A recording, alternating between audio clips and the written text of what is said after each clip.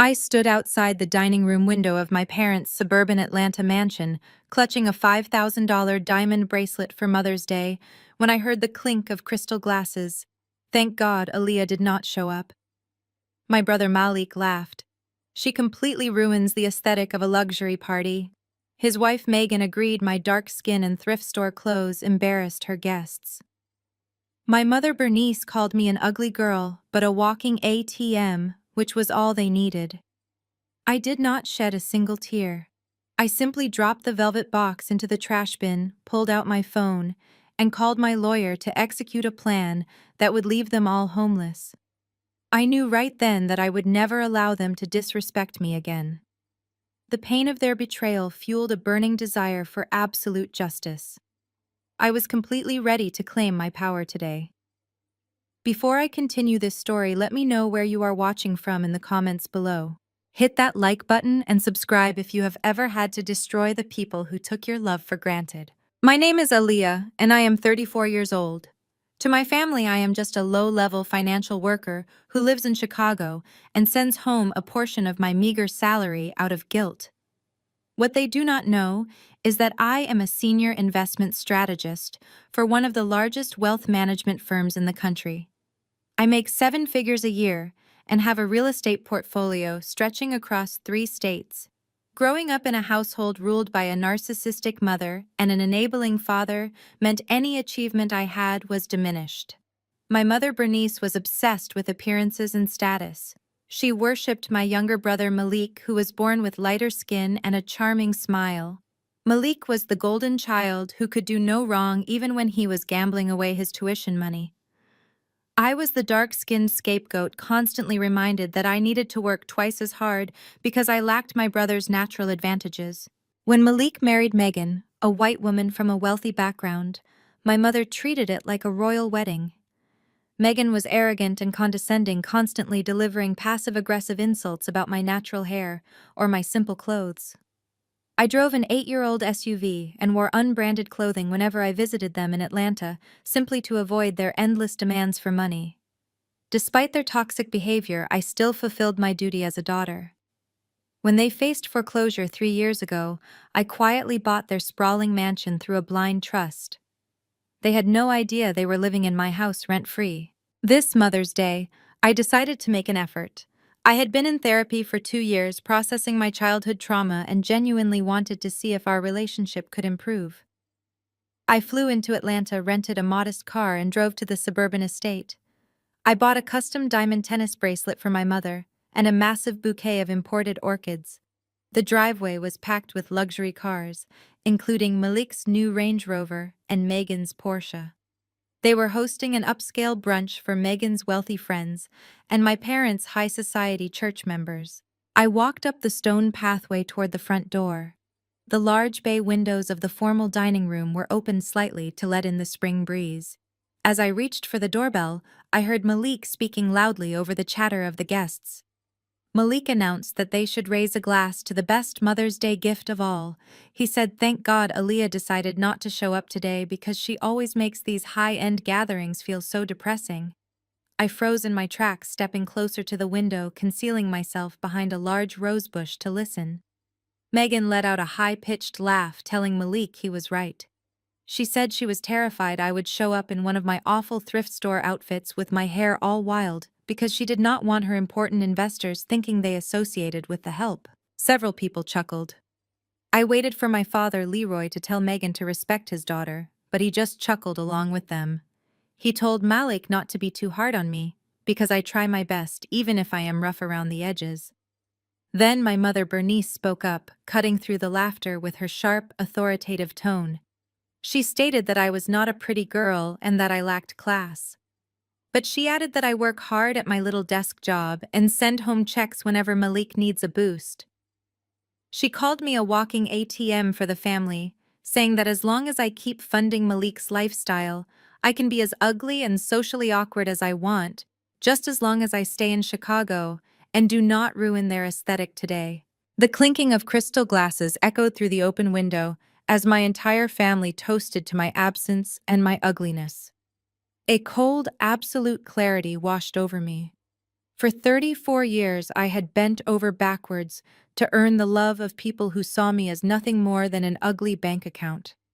I looked down at the velvet box in my hand, meant for a woman who despised me. I did not shed a single tear. The wounded little girl inside me died right there on the front porch, and a ruthless businesswoman took her place. I walked over to the outdoor trash bin and dropped the velvet box and the orchids inside. Then I pulled out my phone and dialed a number I knew by heart. I told Attorney Davis to execute Plan B immediately. I hung up the phone, took a deep breath, and pushed the heavy oak front door wide open.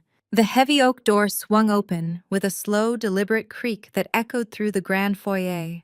I stepped onto the polished marble floor and walked directly toward the dining room where the laughter was still ringing.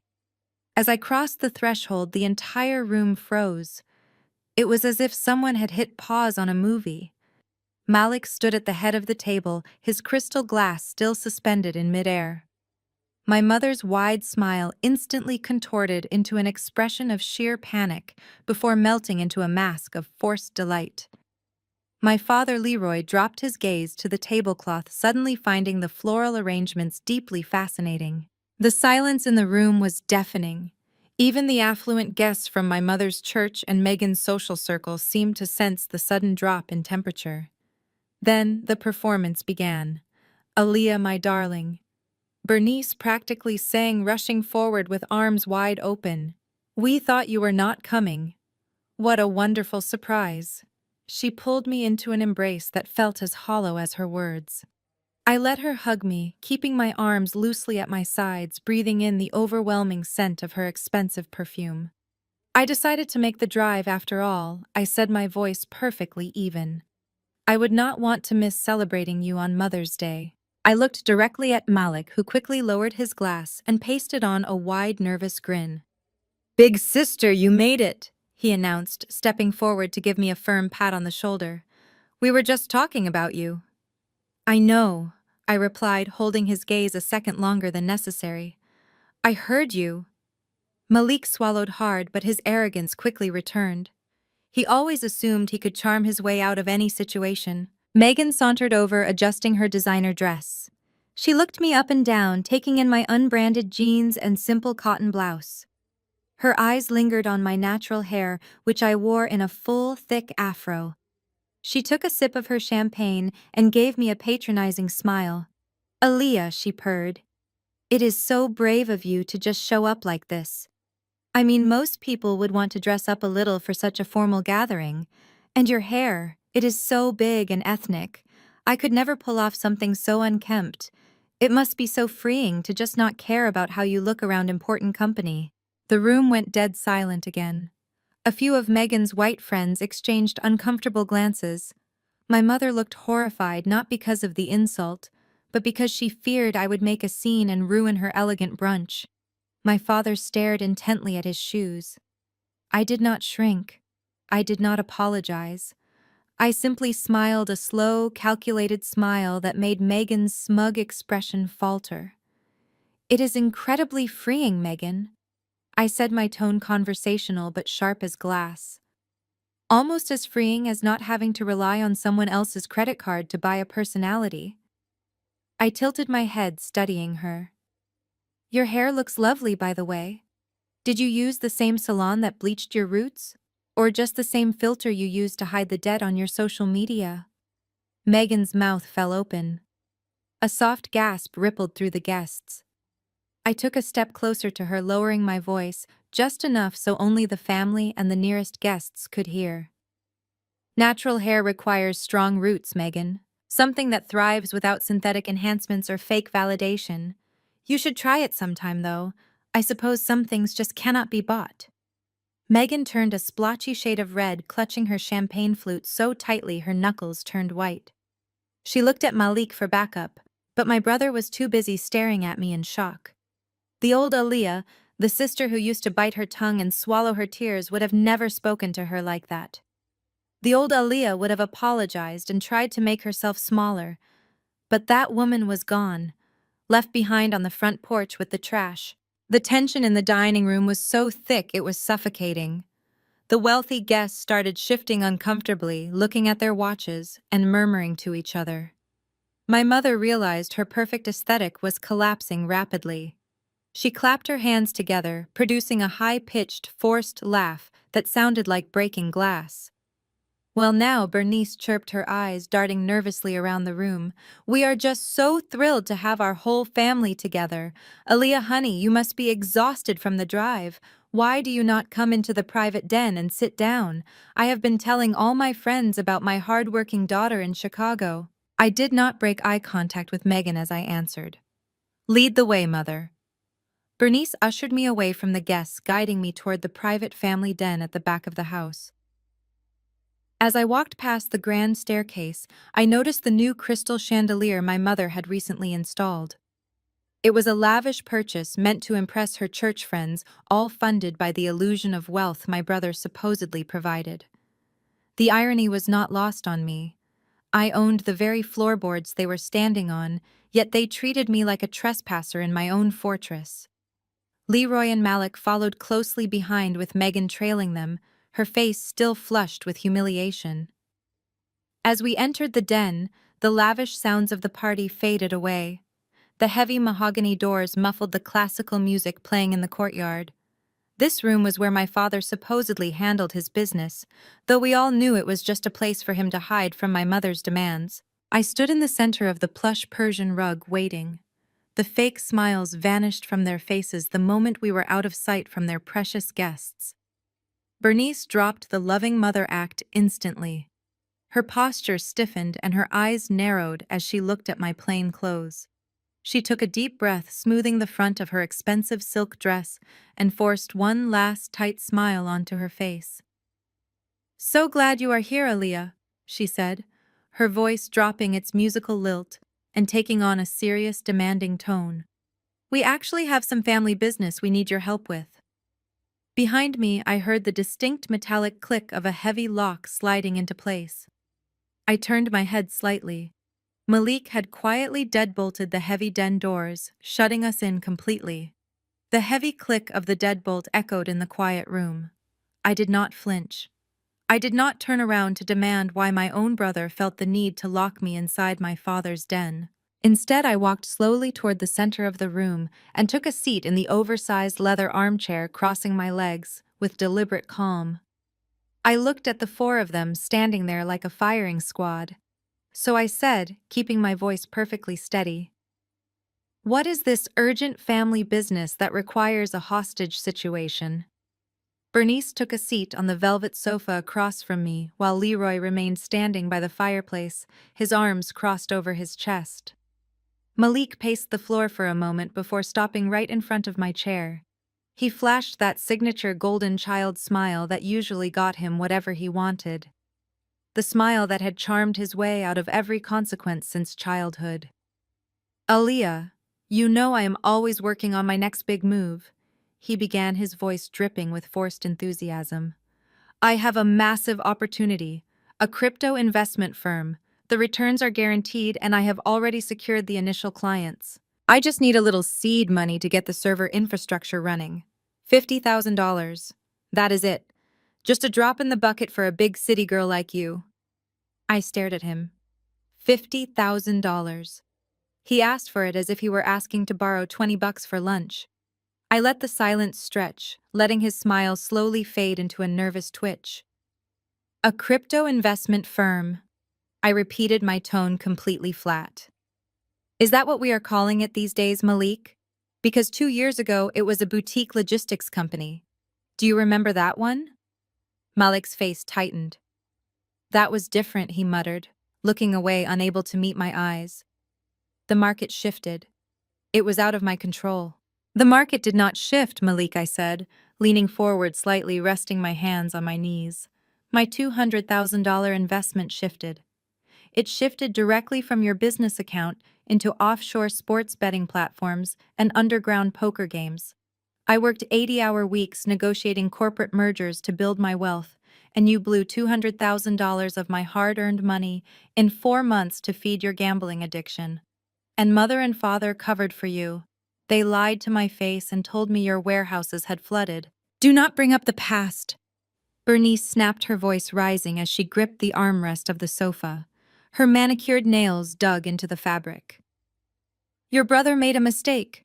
He is a young man learning the ropes of the business world. You have a good job in Chicago. You recovered the money easily. You should be lifting your brother up instead of tearing him down with ancient history. That is what families do, Aaliyah. They protect each other. I turned my cold gaze to my mother.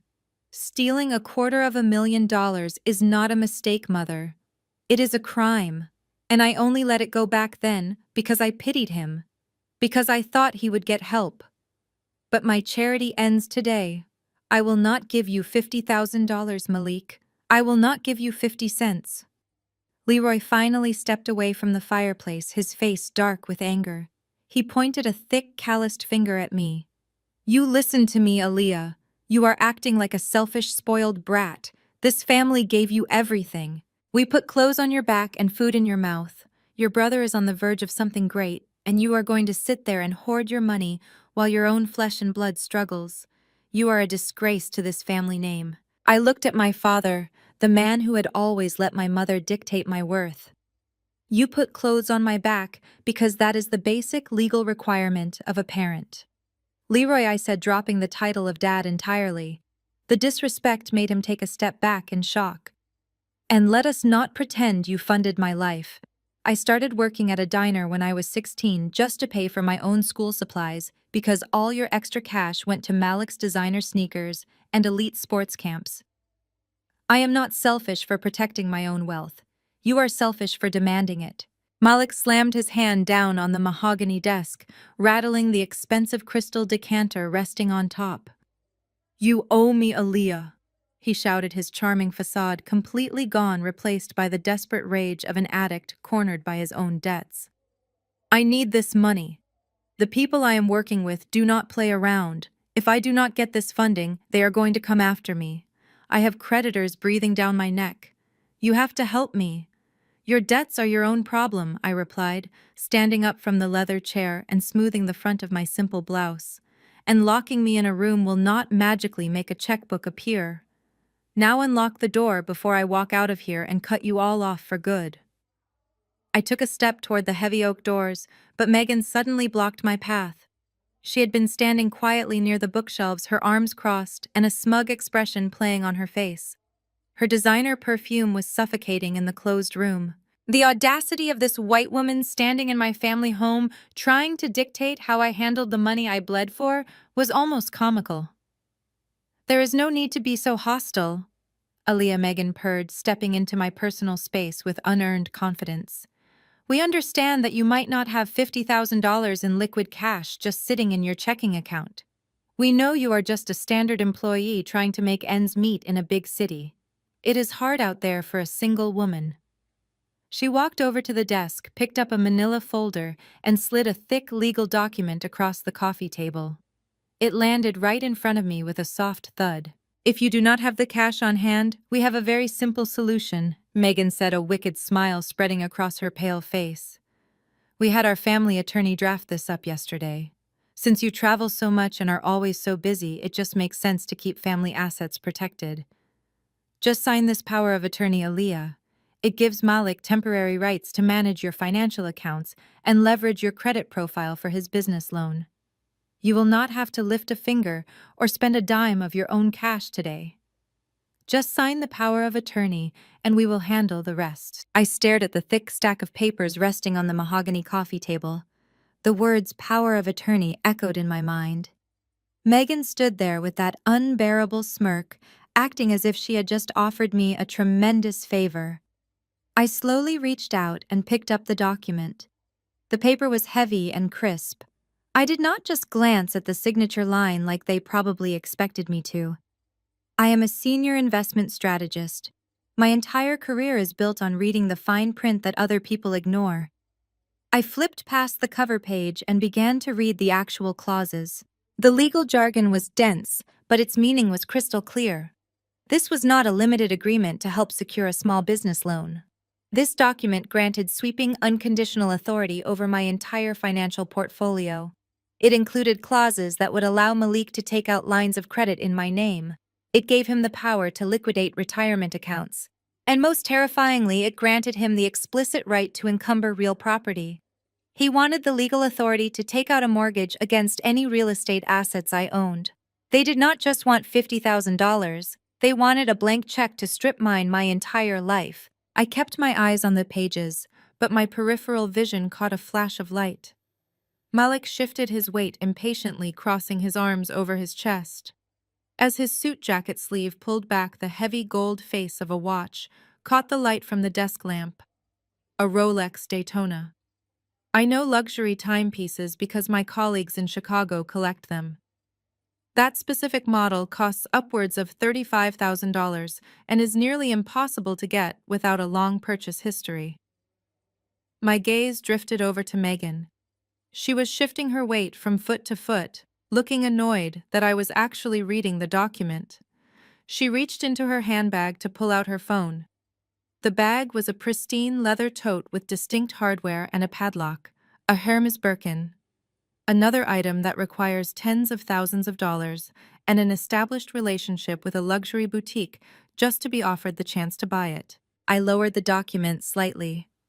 Malik has creditors breathing down his neck threatening to come after him, but he is wearing a brand new Rolex Daytona. Megan just complained about how hard it is to make ends meet, but she is carrying a Birkin bag that costs more than most people's cars. A cold, sickening realization washed over me. Neither of them had held down a steady job in years. My parents were supposedly struggling to keep up with the neighborhood aesthetic.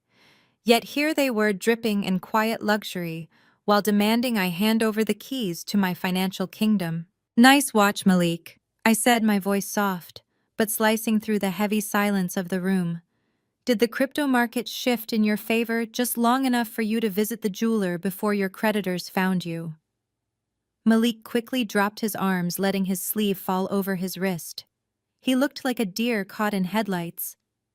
"It is a replica," he stammered, his charming facade crumbling entirely. "Just a prop for business meetings. You have to look successful to attract investors, Aaliyah. You know how it is." I turned my eyes to his wife. "And your bag, Megan. Is that a prop too? Did you buy a fake Birkin to impress the ladies at my mother's church, or are you two bleeding someone else dry?" Megan's pale face flushed a deep, angry red. She pulled the bag closer to her body, clutching the handles defensively. "You do not know anything about our lives," she snapped. "We make investments. We know how to leverage our assets." "Leverage whose assets?" "Megan," I asked, stepping toward her. "Because looking at this contract, you are trying to leverage mine. This is not a cosigner agreement. This gives Malik the right to take out a second mortgage on real estate in my name.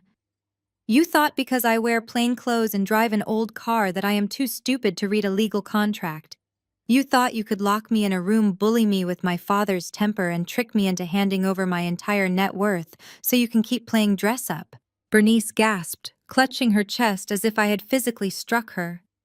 Leroy stepped forward, his face purple with rage. "How dare you speak to your brother and his wife like that? They are trying to build a future for this family, and you are interrogating them over accessories. You are paranoid and selfish, Aaliyah. Just sign the papers and stop this foolishness." I looked at my father, then at my mother, then at the brother who had been perfectly willing to ruin my life to save his own skin. I held the power of attorney document up in the air, holding it by the very corner. "I am not signing anything," I said. I let go of the paper. The thick stack of documents fluttered through the air and landed on the floor near Megan's expensive heels. The rejection was absolute. I was not shouting or crying. I was simply denying them the one thing they needed to survive. The polite, condescending mask Megan had been wearing completely shattered. Her features twisted into a mask of pure, unadulterated fury. She let out a frustrated scream, abandoning the sweet sister-in-law act entirely. She dug her hand deep into her designer bag and pulled out a crumpled piece of paper. She stepped forward and threw it directly at my chest. It bounced off me and fluttered to the ground next to the unsigned contract. "Fine." Megan spat, her voice shrill and echoing off the mahogany walls. "If you are going to be a selfish, hoarding witch, Then you can at least make yourself useful today. That is the catering bill for the brunch outside. $25,000. Since you refuse to help your own flesh and blood build a business, you can pay for the food your family is serving. Pay the bill right now, Aaliyah. Stop being such a pathetic freeloader and pay the $25,000. I looked down at the crumpled receipt near my feet. $25,000 for a single afternoon of showing off to people who did not even genuinely like them. Megan did not wait for me to pick it up. She reached behind the heavy leather armchair and pulled out a sleek mobile point-of-sale terminal. The caterers had left it with her to settle the final balance before they packed up the carving stations outside. She shoved the digital screen toward my face, tapping the glass aggressively. The bright white numbers glared at me like a threat. "If you are so successful and so smart," Megan taunted, her voice dripping with venom, "then pay the bill. Prove that you are not just a broke, bitter spinster jealous of your brother's perfect life. Go ahead, Aaliyah, swipe your card. Let us see this massive wealth you keep talking about." Bernice crossed her arms, nodding in agreement. She told me to put my money where my mouth was. Leroy muttered that I was all talk, just like I had always been since I was a little girl. I looked at the four of them standing together, united in their arrogance and their desperate need to tear me down to make themselves feel bigger. I did not argue. I did not defend my bank accounts. I simply reached into my plain leather wallet and pulled out a heavy matte black metal card. It was an invitation-only account reserved for high-net-worth clients, but to my family, it was just a piece of dark plastic. Megan snatched the card from my fingers before I could even hand it to her. She swiped it through the terminal with a dramatic flourish, her eyes locked on mine, waiting for me to panic. The machine displayed a loading circle. It processed for 3 tense seconds. Then a loud, obnoxious beep pierced the silence of the den. The screen flashed bright red with a single word in bold letters. Declined. The room erupted. Megan threw her head back and let out a shrill, triumphant laugh. She shoved the terminal back toward me, pointing at the red screen as if she had just won the lottery. Declined, she shrieked, her voice echoing off the mahogany walls. It was declined. You cannot even clear $25,000 on your credit limit. You are completely broke. Malik doubled over, slapping his knee as he laughed. He told me I was pathetic. He said I came in here acting like I owned the place, acting like I was some Wall Street billionaire, and my card declined at a family brunch. He called me a fraud. He said I was probably drowning in debt in Chicago, playing dress-up while living paycheck to paycheck in a tiny apartment. Bernice shook her head, her face twisted into a mask of pure disgust. She said she was embarrassed to call me her daughter. She told Leroy that I was a complete failure who could not even afford to buy my own family a meal. She said I was a liar who tried to ruin her perfect Mother's Day with my ugly jealousy. Leroy just glared at me, telling me I was a disgrace and that I needed to get out of his house before I humiliated them any further. They were feeding off each other, tearing into me with a vicious hunger. They felt victorious. They thought they had exposed me as an imposter. I just stood there in the center of the room. I did not reach for the machine. I did not ask to run the card again. I did not try to explain that a bank protocol requires vocal authorization for unusual high-value transactions outside of my primary residence state to prevent fraud. I did not tell them any of that. I just smiled. It was not a defensive smile or a polite smile. It was a cold, patient smile. The kind of smile a predator gives when the trap finally snaps shut on its prey. My silence unnerved them. Malik's laughter began to die down, fading into a confused chuckle. Megan frowned, confused by my complete lack of humiliation. She opened her mouth to hurl another insult, to twist the knife deeper, but before she could speak, the quiet den was interrupted by a sharp, buzzing sound. Malik's phone vibrated violently in his pocket. He pulled it out, glancing at the screen with irritation. Then his expression froze. Before he could process whatever he was reading, Megan's phone chimed loudly from inside her Birkin bag. Then it chimed again, and again, a rapid-fire sequence of alerts echoing through the room like disaster sirens. Megan quickly dug into her bag and pulled out her device. Her eyes darted across the screen. Her jaw dropped. She tapped the screen frantically, refreshing her banking app over and over. Malik was doing the same, his thumb swiping desperately as his breathing grew fast and shallow. "What is it?" Bernice asked, stepping forward, her triumphant mood suddenly replaced by creeping anxiety. "Malik, what is wrong with your phone?" Malik looked up from his screen. The color had completely drained from his face, leaving him a sickening shade of gray. His eyes were wide with sheer terror. He looked at Megan, who was staring at her phone with her mouth open, unable to form a single word. Then Malik turned his eyes to me. The arrogance was gone. The golden child superiority was gone.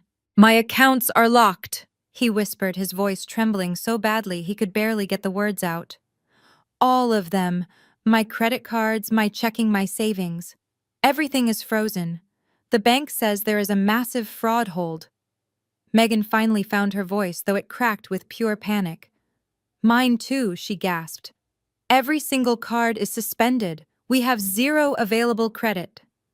Malik took a slow, terrified step toward me. He held up his phone, his hands shaking uncontrollably. He looked at my calm, smiling face, and the realization hit him like a physical blow. "What the hell did you just do?" I looked at my brother and let out a soft breath. "I did exactly what any responsible account holder does when they detect unauthorized activity, Malik," I said, my voice echoing clearly in the quiet room. "I reported massive systemic fraud to the federal banking authorities." Bernice stumbled forward, her hand clutching her pearl necklace. "Fraud?" she gasped, looking from me to Malik. "What are you talking about, Aaliyah? We did not commit any fraud. We are your family." I turned my attention to my mother, watching the panic slowly replace the Botox stiffness of her face. "2 years ago, Mother, you called me crying," I began. "You told me your heart condition was worsening and that Leroy was struggling to keep up with the medical bills. You said you needed to see out-of-network specialists and buy expensive imported medications. You begged me for help because you said your insurance was tapped out and you were afraid you were going to die." Bernice swallowed hard, taking a step back toward the sofa. I did not blink. I kept my eyes locked on hers. "So I gave you a card," I continued. "An exclusive high-yield credit line meant entirely for your medical expenses. I told you to use it for whatever you needed to stay healthy. I paid the balance in full every single month without ever looking at the itemized statements because I trusted my mother. I thought I was keeping you alive." I slowly shifted my gaze to Megan, who was now shaking so badly her expensive heels were wobbling on the carpet. "But last night I finally looked at those statements, Megan," I said, my tone dropping to a dangerous calm. "And it is absolutely fascinating what kind of medical treatments my mother has been receiving. Apparently her heart condition requires a $35,000 Rolex Daytona. It requires a $20,000 Hermes Birkin bag. It requires first-class flights to Miami and $5,000 weekend tabs at luxury steakhouses." Malik looked like he was going to be sick. He looked down at his wrist, trying to cover the gold watch with his sleeve again, but it was far too late. "You gave my medical emergency card to your golden child," I said, addressing my mother again. "You let Malik and his arrogant wife use my hard-earned money to fund their fake luxury lifestyle. You let them play pretend on my dime while I worked 80-hour weeks in Chicago thinking I was saving your life. We are family." Bernice screamed, her voice cracking as her perfect aesthetic completely shattered. She pointed a trembling finger at me. "I am your mother. I gave you life. I carried you for 9 months and tore my body apart to bring you into this world. Your money is my money, Aaliyah. It all belongs to this family." Malik needed to look the part to get his business off the ground. "He is a man building a legacy. I had every right to redistribute that wealth to help your brother succeed. You do not have the right to commit federal identity theft." "Mother," I replied, stepping closer to her. "Because that is exactly what I reported to the bank this morning. I flagged over $200,000 in unauthorized luxury purchases over the last 24 months. When you report identity theft of that magnitude, the banks do not just cancel the card. They freeze every single financial asset linked to the merchants and the individuals who benefited from the stolen funds. They flagged your accounts, Malik. They flagged your business loans, Megan. Your entire financial existence is currently locked down by federal investigators. Megan let out a loud, terrifying sob. She dropped her Birkin bag on the floor and grabbed Malik's arm, digging her nails into his expensive suit jacket. Malik, you have to fix this, she shrieked, her voice pitching into absolute hysteria. They are going to audit the business accounts. If they see where the money came from, we are going to lose everything.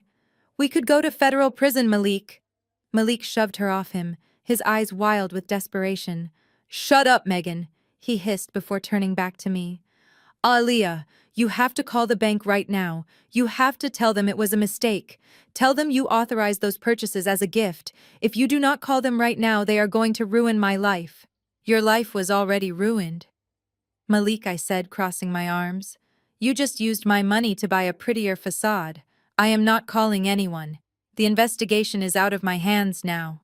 Leroy slammed his fist against the mahogany desk, making the entire room jump. That is enough!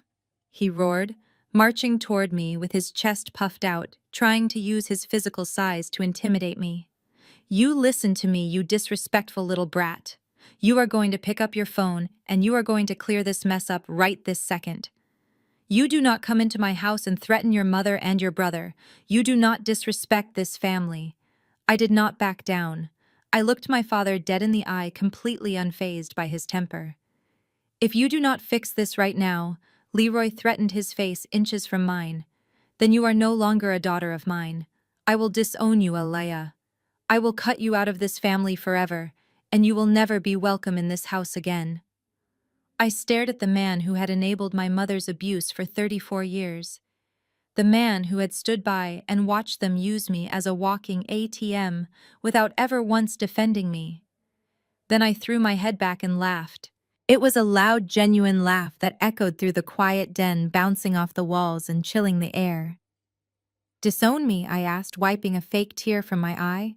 You are going to disown me and kick me out of this house? Yes. Leroy spat, his fists clenched at his sides. You are done here. I smiled at him. A slow, sharp smile that made the color drain from his face. Disown me then, Leroy, I said, my voice dripping with absolute venom. But if you disown me, who is going to pay the $150,000 second mortgage on this mansion? Leroy froze. His chest stopped heaving and his arms fell limply to his sides.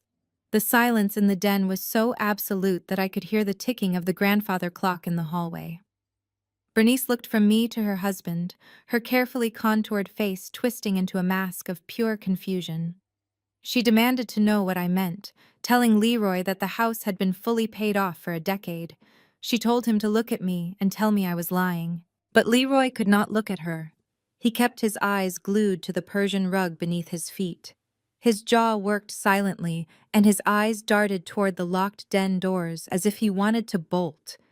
He looked like a man who had just stepped on a landmine and knew that moving a single muscle would blow him to pieces. Since Leroy has suddenly lost his ability to speak, I will explain it to you, Mother, I said, taking a slow, deliberate step toward the center of the room. 3 years ago, your perfect husband secretly leveraged the equity in this magnificent estate. He took out a massive second mortgage to fund Malik's brilliant real estate venture down in Florida. You know the one. The venture that was supposed to make Malik a millionaire by 30, but instead ended with federal tax liens and a string of angry investors demanding their money back. Malik backed away until his shoulders hit the bookshelves. He looked like a terrified child. Megan stared at her husband, her eyes wide with mounting horror as she realized the man she married was entirely built on lies and borrowed money. I kept my voice calm and measured, refusing to give them the satisfaction of my anger. The venture collapsed, and Leroy could not make the mortgage payments. The bank sent foreclosure notices. They were preparing to seize the property and auction it off right out from under you. Leroy came to me in tears. He drove all the way to Chicago and sat in my office begging me to save him. He said losing the house would destroy your reputation in the community, Bernice. He asked me for a loan. Bernice let out a choked sob. She looked at Leroy, her carefully applied makeup starting to run as tears welled in her eyes. "You almost lost my home," she whispered, her voice cracking. "You risked my home for his foolishness." "It gets better," I said, drawing their attention back to me. I knew that giving Leroy cash was like pouring water into a bottomless pit. Malik would just find a way to drain it again. So I refused the loan. Instead, I bypassed Leroy entirely. I formed a private limited liability company named Obsidian Properties. I used my own capital to purchase the debt directly from the bank. I paid off the primary and the secondary mortgages in full, effectively buying the house in cash. Megan shook her head, her perfectly styled hair falling into her face. "Obsidian Properties is the corporate management group," she stammered. "Malik showed me the lease agreement. He said the family transferred the deed for tax benefits, and we just leased it back." "He lied to you, Megan," I said, not even blinking. "Leroy transferred the deed to avoid public foreclosure and total bankruptcy. And I am the sole owner of Obsidian Properties. I am the landlord. I own the marble floors you walk on. I own the crystal chandeliers you show off to your friends. I own the roof over your head. You are not wealthy homeowners hosting lavish brunches. You are my non-paying tenants living here on a $0 lease agreement that I can terminate at any time." The reality of the situation crashed over them like a tidal wave. Bernice looked around the grand den, touching the velvet sofa as if it might vanish into thin air. The illusion of their generational wealth, the very foundation of their arrogance, had been utterly obliterated. They had nothing. They were standing in a glass house, and I was holding the hammer. Leroy finally found his voice, dropping his arrogant posture and holding his hands out in a desperate, pleading gesture. "Aaliyah, please," he begged, his voice trembling. "Do not do this. We can work something out. I can find a job. We can set up a payment plan. Do not take your mother's home away from her. It stopped being her home the day you gambled it away to protect your golden child," I replied coldly. "And it stopped being a safe haven for me the moment you all stood in that dining room and toasted to my absence. You called me an ugly bank account, Leroy. You told me you were going to disown me and kick me out of this house. The bitter irony is that I am the only person in this room with the legal authority to evict anyone." Megan suddenly marched forward, her face contorted into a mask of pure denial. She pointed a shaking finger at me, her chest heaving with desperate rage. "You are lying!" She spat, her voice shrill and panicked. "You are making all of this up just to scare us because you are jealous." Malik showed me the corporate filings. "Obsidian Properties is a massive firm. There is no way you own it. You are just a low-level financial analyst living in a cramped apartment in Chicago. You wear cheap thrift store clothes and drive a piece of garbage car. You cannot afford a $5 million estate. You are a liar." I looked at Megan, watching her cling to her delusions of superiority. She desperately needed me to be the poor, ugly sister-in-law because without that narrative, she was nothing but a broke woman married to a fraud. I opened my mouth to tell her exactly how many millions sat in my primary investment portfolio. But before I could speak, a loud, melodious chime echoed through the entire house. It was the front doorbell. The heavy mahogany doors of the den muffled the sound slightly, but it was unmistakable. The caterers had finished setting up the courtyard, and the main event was officially beginning. The wealthy VIP guests, Megan had invited her high society friends, and my mother's elite church members had arrived for the Mother's Day brunch. The sound of the doorbell echoing through the mansion broke the paralysis in the room. Megan gasped, her hands flying to her face as the reality of her guests arriving collided with the absolute disaster unfolding in the den. Malik scrambled away from the bookshelves, his eyes darting frantically toward the heavy mahogany doors he had locked just minutes ago.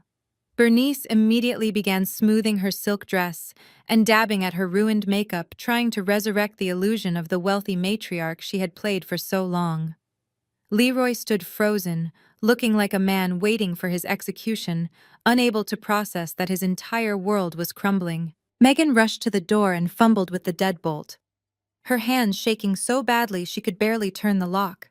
She threw it open, and the sounds of classical music and chattering voices flooded into our tense silence. The foyer was quickly filling with affluent, mostly white couples wearing pastel spring suits and designer sundresses.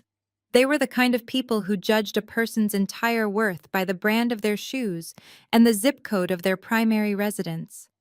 These were the people Megan desperately needed to impress, to secure her status in the local elite.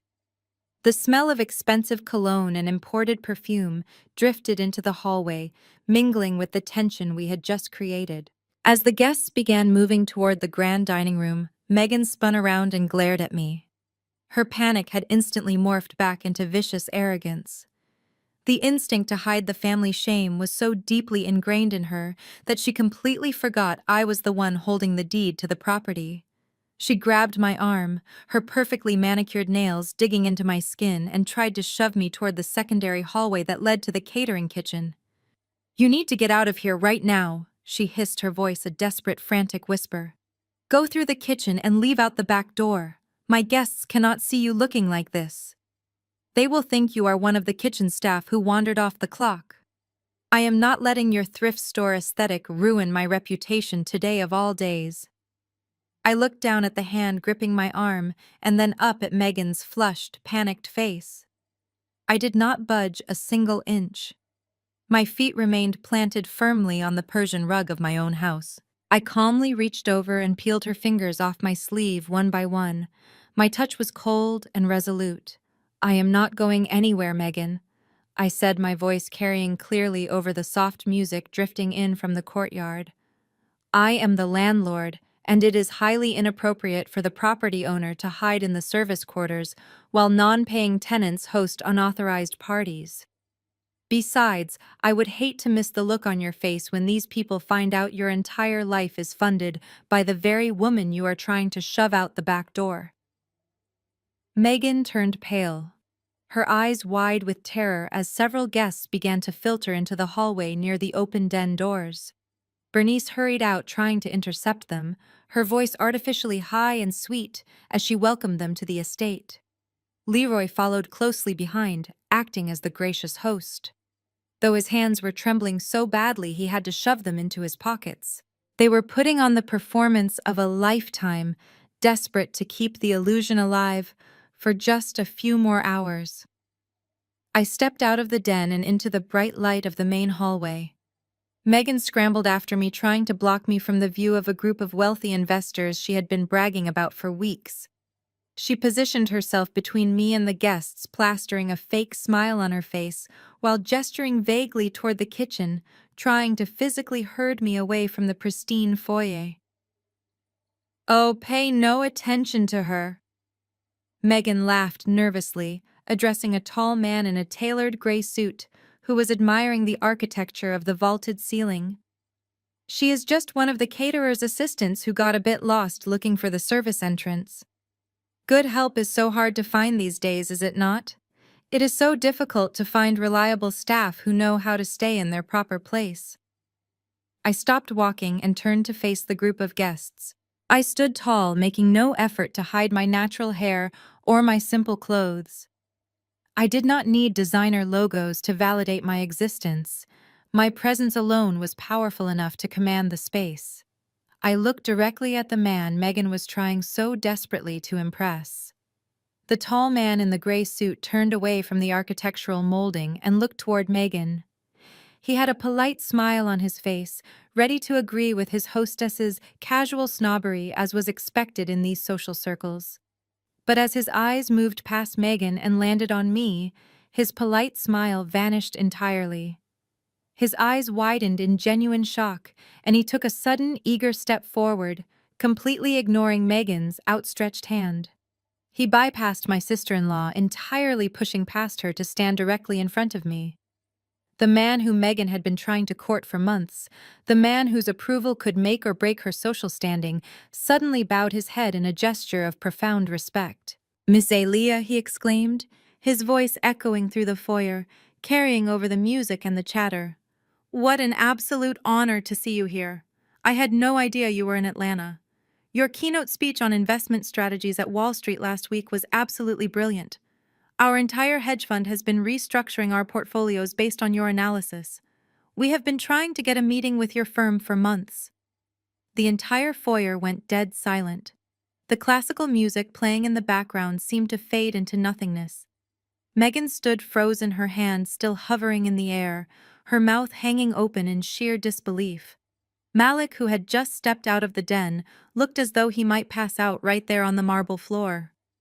Bernice and Leroy turned around slowly, staring at the wealthy hedge fund manager, who was currently treating their ugly scapegoat daughter like absolute royalty. The silence in the foyer was so profound you could hear the ice melting in the crystal pitchers in the next room. Megan stood frozen, her mouth opening and closing like a fish out of water as she stared at the wealthy hedge fund manager. He was completely ignoring her existence and looking at me as if I held the keys to the universe. Malik looked physically ill, his eyes darting between my plain clothes and the respectful posture of the man in the tailored suit. Bernice and Leroy were paralyzed, their meticulously crafted lies crumbling right in front of their eyes. I offered the manager a polite but measured smile, acknowledging his praise without letting it inflate my ego. "It is a pleasure to meet you," I said, my voice calm and authoritative. "I am always glad to hear that my Wall Street strategies are making an impact. My firm prides itself on identifying undervalued assets and exposing fraudulent market behaviors." The manager nodded eagerly, hanging on my every word. He began asking highly technical questions about market volatility and offshore accounts, completely turning his back on Megan and her carefully curated welcome speech. Within moments, the commotion drew the attention of the other affluent guests who had filtered into the hallway. A female executive from a prominent real estate group gasped and pushed her way to the front of the crowd. She looked at me with genuine admiration and asked if I was the same Aaliyah who had recently closed the multi-million-dollar acquisition of the downtown commercial district. When I nodded, the hallway erupted into a flurry of excited whispers. These were the people Megan had spent months trying to impress, spending money she did not have just to get them to step foot in this house. Now they were all crowding around me, practically begging for a moment of my time to network and seek financial advice. Megan tried desperately to regain control of her ruined party. She plastered on a frantic smile and stepped into the circle holding a silver tray of mimosas. She raised her voice, attempting to sound light and breezy, as she invited everyone to step out to the courtyard for caviar and champagne. She tried to touch the arm of the hedge fund manager to guide him away, but he simply stepped out of her reach without even looking at her. He brushed her off, exactly the way one might brush off an overbearing waitress, and continued asking me about my investment portfolio. The sheer panic in Megan's eyes was glorious to witness.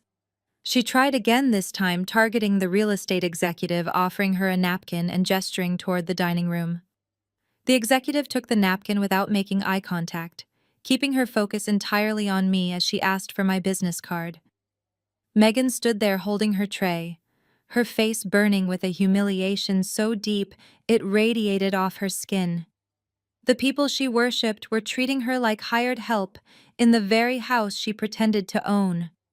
Her white privilege and designer bags meant absolutely nothing in the face of true generational wealth and earned power. My parents watched this social execution happen in real time. Leroy looked defeated.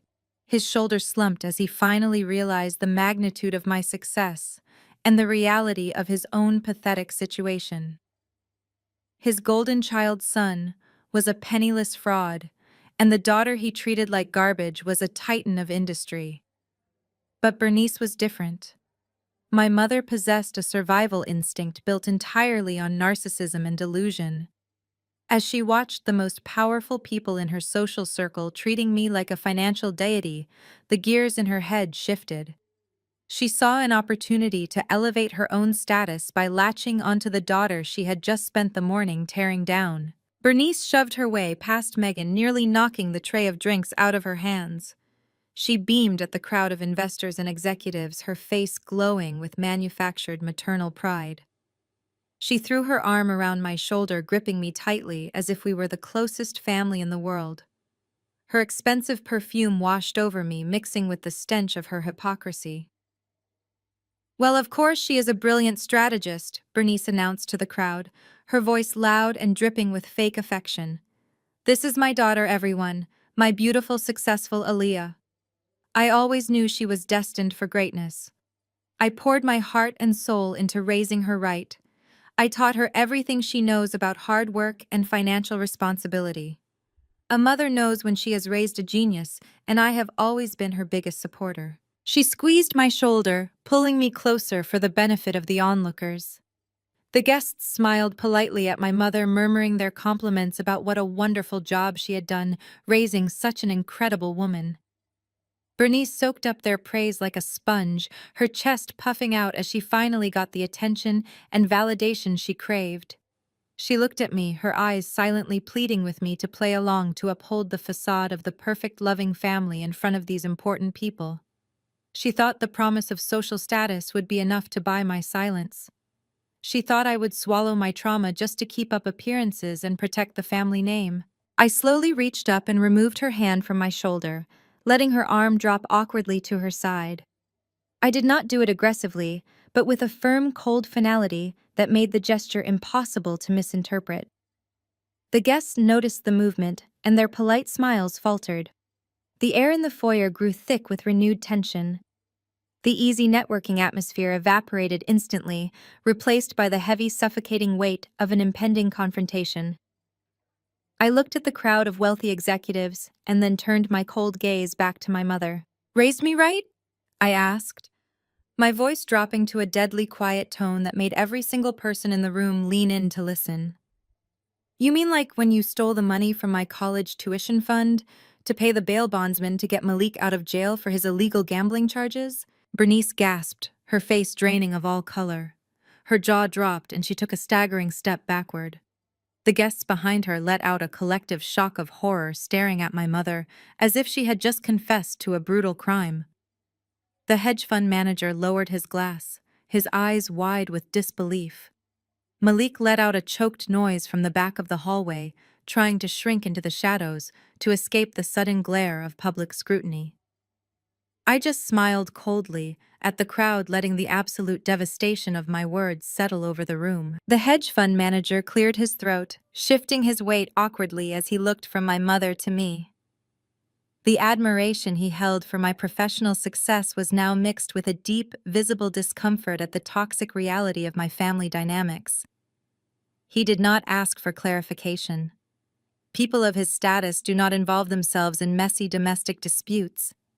He simply adjusted his suit jacket, offered me a brief, respectful nod, and announced that he had another pressing engagement to attend to. The real estate executive followed his lead immediately. She murmured a quick apology about double booking her Sunday schedule and turned on her heel, heading straight for the massive oak doors. The sudden exodus broke the spell that had frozen the rest of the guests. One by one, the wealthy investors, church leaders, and socialites Megan had so desperately courted began moving toward the exit. They muttered vague excuses, avoiding eye contact with my parents and my sister-in-law. Megan chased after them, her voice high and panicked. She begged them to stay, promising that the caviar was just being served and that there was a misunderstanding. She reached out to grab the arm of a prominent socialite, but the woman gently pulled away, offering a tight-lipped smile before rushing out the door. Within 5 minutes, the grand foyer was completely empty of outsiders. The lavish Mother's Day brunch was ruined before it even began. The silence they left behind was heavier than before, thick with the stench of exposed lies and ruined reputations. Bernice let out a ragged breath, covering her face with her hands. She collapsed against the hallway table, knocking over a crystal vase that shattered into a dozen pieces on the marble floor. She did not even look at the broken glass. She just stared at the empty doorway, realizing that her carefully constructed image, the facade she had sacrificed my childhood to build, was gone forever. Her church friends would whisper about her by evening. Her social standing was obliterated. Leroy stood frozen, his face pale and slack.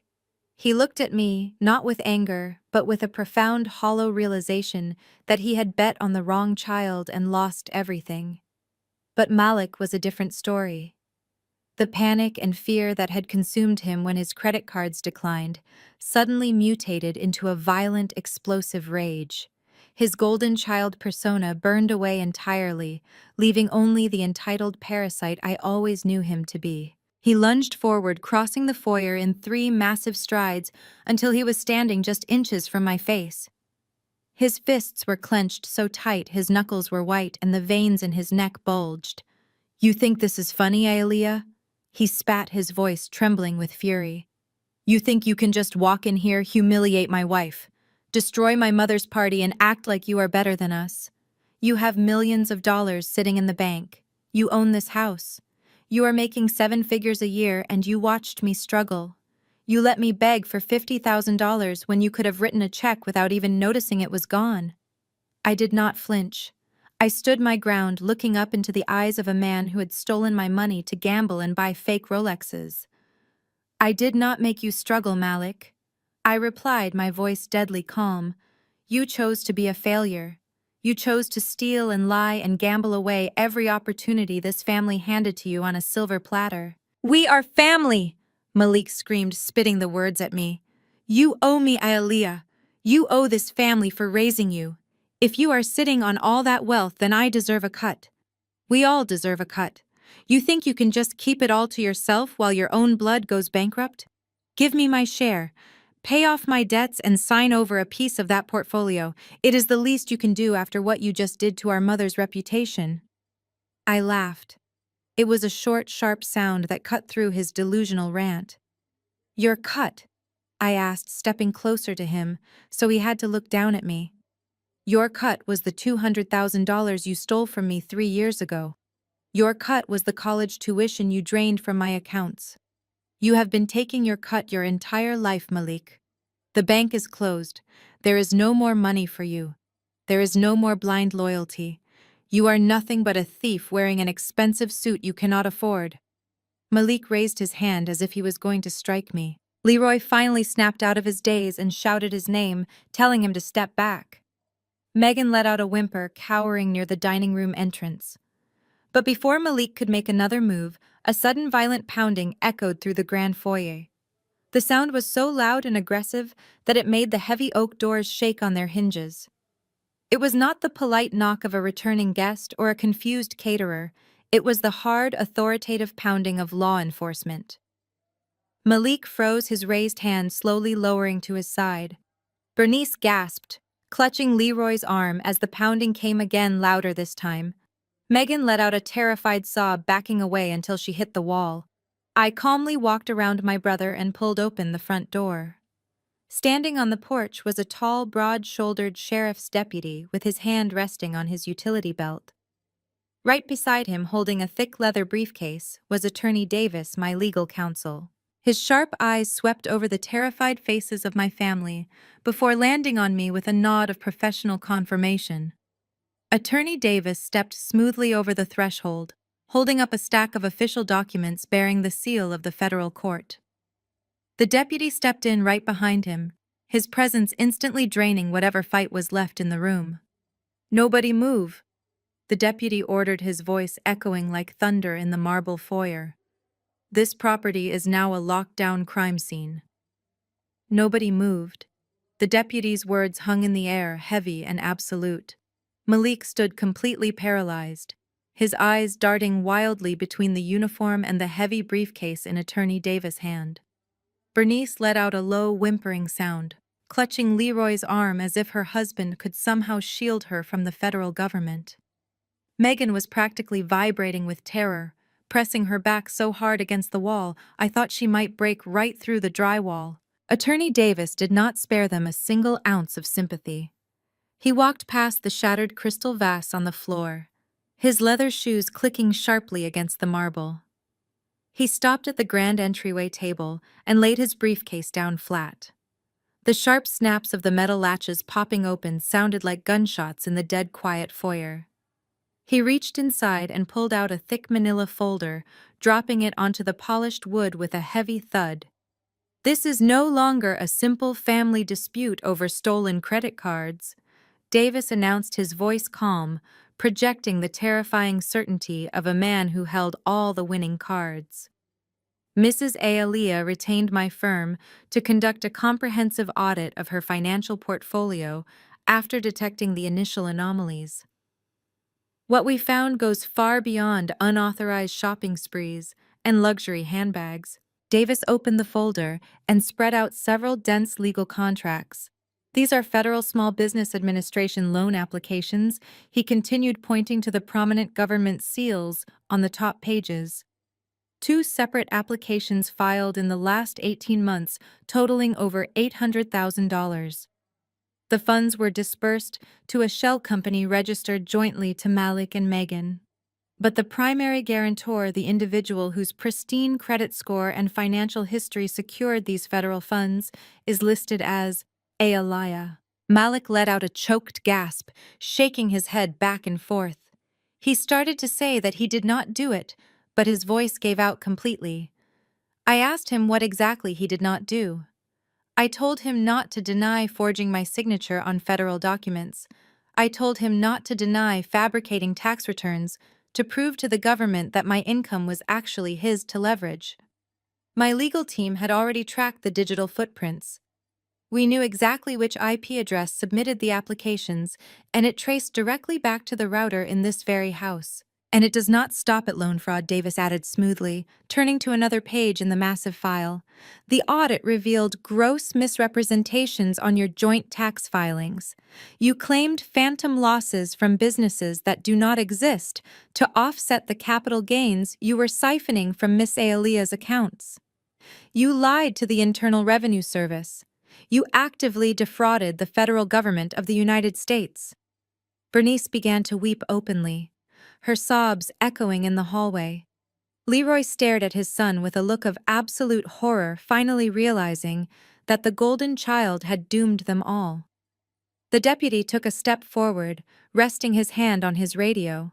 He stated clearly that forgery of federal loan documents, identity theft, and tax evasion are not civil matters. They are federal crimes.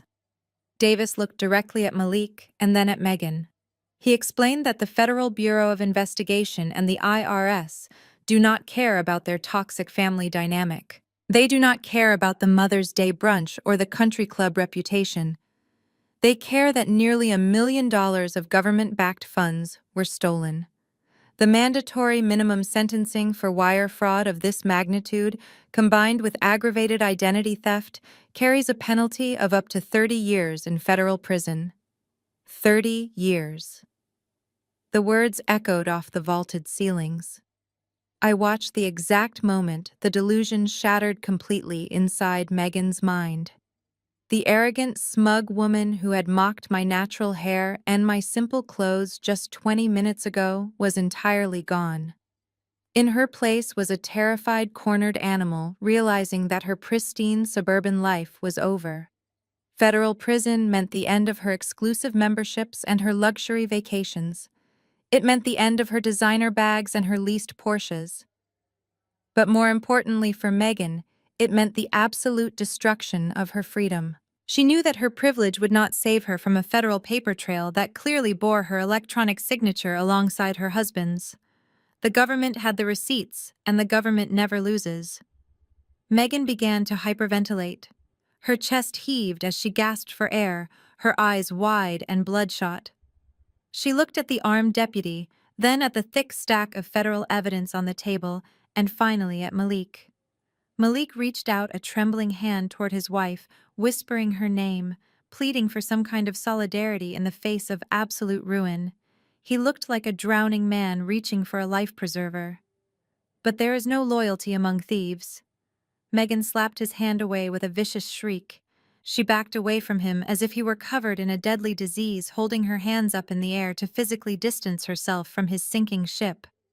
"I did not do it!" Megan screamed, her voice tearing through the foyer and bouncing off the marble floors. It was him. It was all him. Was all. He told me he had permission to use the funds. He told me Aaliyah was a silent partner in our business. I did not sign those federal papers. He forged everything. He used my laptop to hide his tracks so the IP address would point to me. Please, you have to believe me because I have children and I cannot go to prison for what he did." She pointed a shaking manicured finger directly at her husband's face. She threw the golden child squarely under the wheels of the federal government to save herself, abandoning her vows and her pride in a single desperate breath. Malik stared at the woman he married, the woman whose expensive tastes had driven him to steal from his own sister. His mouth opened, but no sound came out at first. The shock of her absolute betrayal seemed to paralyze his vocal cords. When he finally found his voice, it was a guttural scream of pure rage that echoed off the vaulted ceiling. "You lying snake," Malik yelled, lunging toward her. But the sheriff deputy stepped smoothly between them, resting a heavy hand on Malik's chest to keep him back. "You knew exactly where every single dime came from, Megan. You sat right next to me at the kitchen table while I filled out those federal loan applications. You were the one who suggested we use Aaliyah's credit profile because your own credit was garbage and you desperately needed that kitchen renovation to impress your country club friends." Megan shook her head violently, her perfectly styled blonde hair whipping across her tear-stained face. She looked at Attorney Davis with wild, desperate eyes, completely ignoring her furious husband. "I will testify against him." She practically hyperventilated, her voice shrill and panicked. "I will tell the federal investigators everything they want to know. I will give them his laptops, his passwords, his hidden offshore account numbers. I am filing for divorce the second I leave this house. I will not let this narcissistic loser drag me down with him. I am a mother, and I will not go to federal prison for his mistakes." I watched them tear each other apart with a cold, clinical fascination. The sacred vows they had taken, the lavish wedding my parents had funded to the tune of thousands of dollars. It all dissolved into dust the moment federal prison became a reality. There was no love here. There was only mutual parasitism, and the host had just cut the cord. The collapse of the golden child's marriage was only the beginning of the carnage. Leroy, who had been standing frozen near the dining room entrance, suddenly spun around to face my mother. His eyes were wide and manic, filled with the frantic energy of a coward looking for a scapegoat to bear the weight of his own failures. "This is your fault," Leroy shouted, pointing an accusing, trembling finger right at Bernice's perfectly contoured face. "You created this monster, Bernice. You coddled him since the day he was born and told him he was better than everyone else. You let him get away with murder and you forced me to look the other way." Bernice gasped, taking a staggering step back, as if her husband had physically struck her. "How dare you blame me?" she shrieked, her voice echoing off the marble walls like breaking glass. "You are his father. You were supposed to lead this household. You were supposed to teach him how to be a man. I led this household right into the ground because I was too busy trying to fund your ridiculous country club lifestyle." Leroy fired back, his voice cracking with years of suppressed resentment finally boiling over. "You made me take out that second mortgage. You made me enable his fake businesses because you could not stand the thought of your elite church friends finding out your precious son was a total failure. You sacrificed our financial security, and you sacrificed Aaliyah's future just so you could keep playing the wealthy matriarch for people who do not even care about you." "You weak, pathetic man!"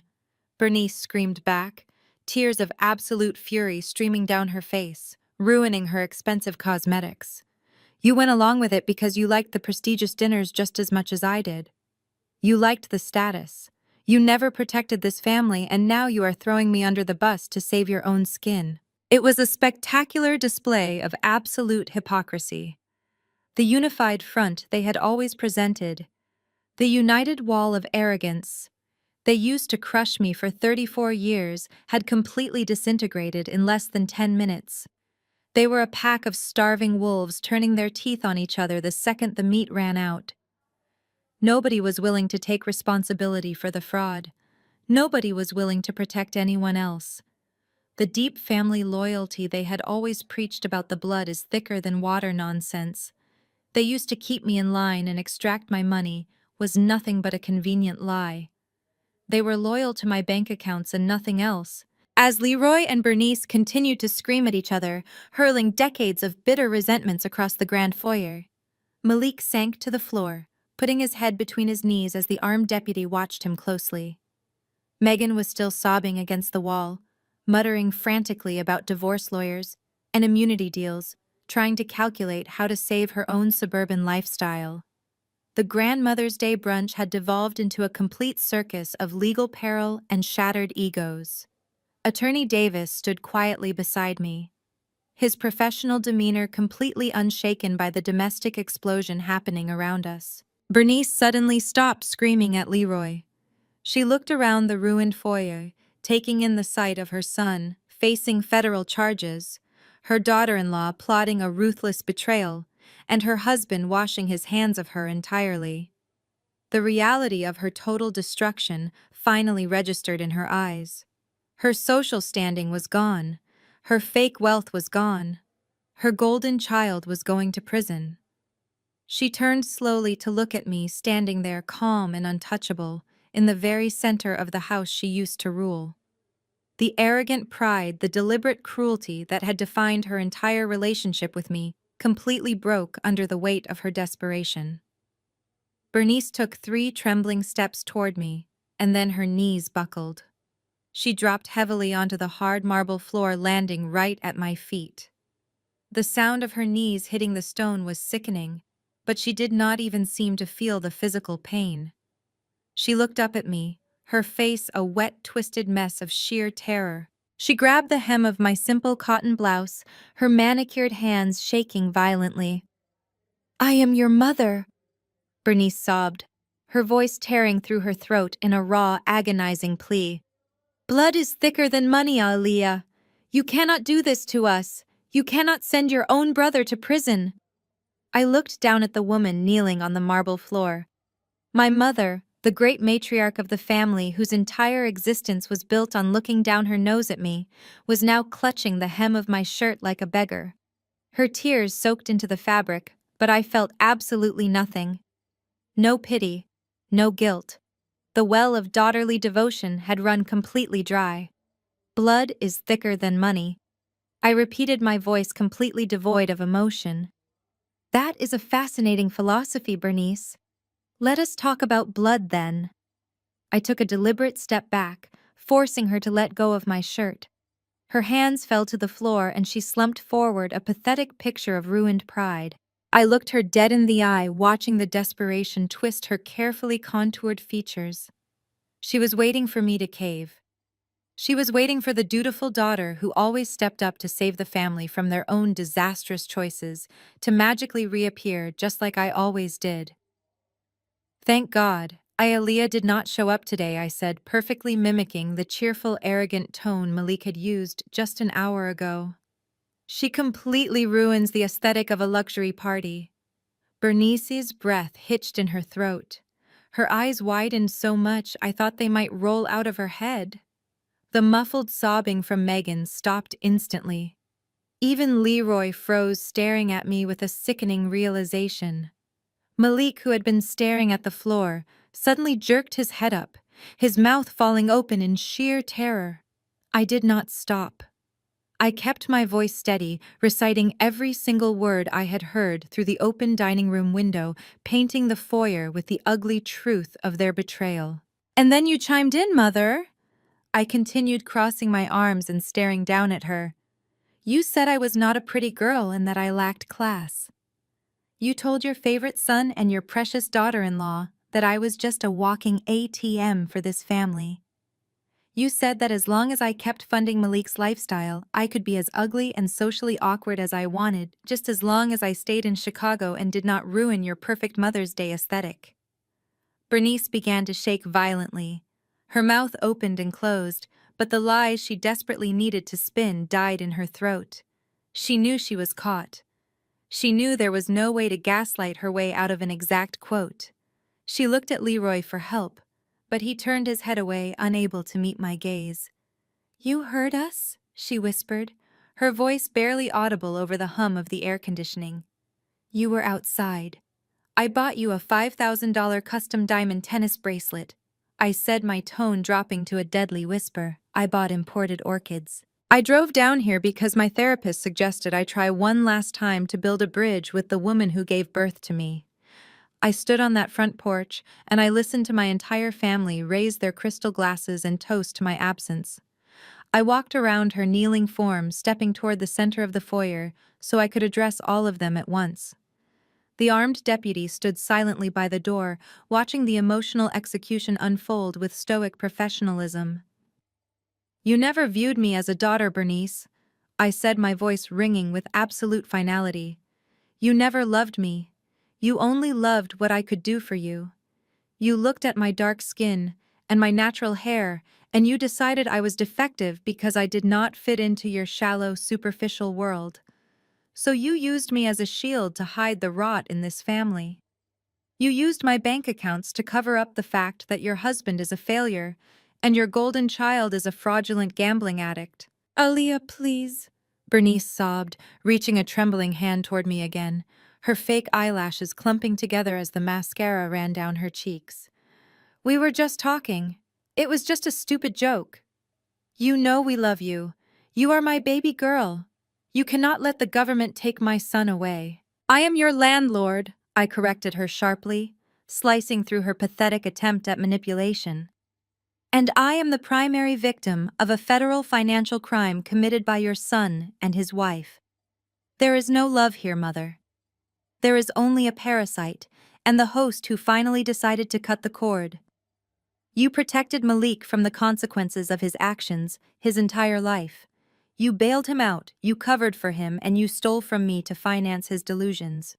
Well, you cannot protect him from the federal government." Leroy finally found the courage to speak, his voice shaking. "Aaliyah, you are destroying this family. This family destroyed itself." "Leroy?" I fired back without missing a beat. "I just stopped paying the cleanup bill." Attorney Davis stepped forward exactly on cue. He unlatched a secondary compartment in his briefcase and pulled out a single crisp document bearing a red official stamp from the county court. He handed it directly to me. The satisfying rustle of the thick legal paper was the only sound in the room for a long, breathless moment. I looked at the paper and then looked back at the pathetic group of people cowering in my foyer. The years of emotional abuse, the constant microaggressions, the financial exploitation, the sleepless nights wondering why I was never good enough for my own mother. It all ended right here on this marble floor. The toxic fortress they had built using my money had finally collapsed. "Crying time is over!" I announced, my voice hard and absolute, echoing through the grand house for the very last time. "The eviction notice went into effect yesterday. You all have exactly 15 minutes to pack your personal belongings." "15 minutes!" Bernice shrieked, scrambling to her feet, her sudden burst of energy fueled by pure delusion. "You cannot be serious, Aaliyah. We are not packing anything. This is my home and I am not leaving it. You can wave those papers around all you want, but I will not be intimidated by my own child." Leroy stepped up beside her, trying to present a united front, even though his hands were still shaking. He told me I was taking things too far and that the police would never throw an elderly couple out onto the lawn without a court hearing. Attorney Davis calmly adjusted his glasses and informed my father that the eviction had already been processed through the civil courts weeks ago. He explained that because the property was commercially owned by Obsidian Properties and there was no valid lease agreement, the local magistrate had granted an immediate writ of possession. The armed deputy standing by the door shifted his weight and confirmed that he was there to execute that exact writ. He told them they could either pack their bags peacefully or be escorted out in handcuffs for trespassing. Megan let out a loud wailing sound, sliding down the wall until she was sitting on the marble floor. She started pulling at her blonde hair, muttering that this could not be happening to her. She said her children were going to be homeless and that her entire life was ruined. Malik remained frozen, staring at me with a look of pure hatred. He finally found his voice and told me I was a monster. He said I was destroying his family out of petty jealousy because I could never fit into their world. I did not even bother to answer him. The sheer irony of a thief calling his victim a monster was not worth my breath. I just stared right back at him, letting the silence stretch until he looked away. Before Malik could hurl another insult, a loud, mechanical roaring sound interrupted the tense standoff in the foyer. It was the heavy, distinct rumble of large diesel engines echoing up the long, winding driveway of the estate. The sound was entirely out of place in this quiet, affluent neighborhood, where the only vehicles you usually heard were silent electric sedans and expensive luxury imports. The heavy rumbling was soon accompanied by the sharp, piercing beep of commercial vehicles backing up. Malik turned his head toward the grand bay windows, his eyes widening as flashing amber lights reflected off the glass. He slowly walked toward the window like a man approaching a ghost. Megan stopped sobbing and pushed herself up from the floor, stumbling over to look out the window beside her husband. Her jaw dropped as she registered the scene outside. I stayed exactly where I was standing next to Attorney Davis. I had been tracking their financial ruin for weeks, and I knew exactly what was pulling up to the house. When I reported the massive fraud to the federal banking authorities and froze their accounts, it triggered an automatic default across their entire credit profile. Malik and Megan had been missing their luxury vehicle payments for months, relying on minimum payments from my stolen funds just to keep the lenders at bay. The moment those funds dried up, the banks issued immediate repossession orders. I might have also made a polite phone call to the collection agency to let them know exactly where the vehicles were parked today, to speed up the process. "My car," Malik whispered, his voice cracking with absolute despair. "What are they doing to my car?" Megan let out a blood-curdling scream that tore through the house. She pushed past the deputy and threw open the heavy oak front doors, running out onto the porch in her bare feet. I walked casually toward the open doorway to watch the spectacle unfold. Bernice and Leroy followed behind me, their faces pale with horror. Parked right in the middle of the pristine circular driveway were two massive heavy-duty tow trucks. The repo men, wearing bright yellow safety vests and holding thick metal clipboards, were already at work. One of them had expertly backed his truck right up to Malik's custom black Range Rover and was currently sliding the heavy steel hydraulic lifts under the front tires. The other repo man was attaching thick, heavy chains to the undercarriage of Megan's prized white Porsche Cayenne. The loud clanking of the metal chains hitting the asphalt sounded like the ultimate death knell for their fake luxury lifestyle. Megan sprinted down the front steps, nearly tripping over her own expensive dress. She ran right up to the repo man hooking up her Porsche and started hitting his shoulder. She screamed at him to stop, telling him it was a mistake and that she had the money to pay whatever she owed. The repo man did not even flinch. He calmly stepped back, pulled a printed document from his clipboard, and handed it to her. He told her the vehicle was property of the bank now due to severe default, and advised her to step away from the active towing equipment before she got hurt. Malik stood on the porch, completely paralyzed. The Range Rover he used to project an image of a highly successful entrepreneur, the vehicle he used to impress his fake investors, was currently being hoisted into the air. Its front wheels left the ground and the entire car tilted backward, looking pathetic and defeated. Malik watched his entire identity get strapped to the back of a flatbed truck, but he did not move a muscle to stop it. He knew the federal investigators were already watching his every move, and causing a scene with a repo agency would only add to his massive list of criminal charges. He just stood there, letting the ultimate symbol of his golden child status be ripped away. The loud commotion and the flashing amber lights had drawn the attention of the entire street. This was an exclusive gated community where people paid millions of dollars for privacy and pristine aesthetics. Now the neighborhood was getting a front row seat to a spectacular financial collapse. I watched as doors opened across the street and curious, wealthy neighbors stepped out onto their manicured lawns. People walking their purebred dogs stopped dead in their tracks, staring at the chaotic scene unfolding in our driveway. Some of them were the very same church members and socialites who had just fled the Mother's Day brunch a few minutes prior. They stood on the sidewalks, holding their phones up, whispering and pointing as the tow trucks roared their engines. Bernice stood in the doorway, hiding behind the heavy wooden frame. She was physically shaking as she watched her neighbors witness her absolute destruction. Her social standing, her reputation in the church, her entire identity as a wealthy, successful matriarch was being publicly obliterated right there on the pavement. The carefully crafted illusion she had spent decades building was being stripped away in broad daylight, leaving nothing but the ugly truth of their profound failure. The women she had bragged to the people she had tried to impress, they were all watching her son and daughter-in-law get repossessed like common criminals. The tow trucks finished securing the luxury vehicles.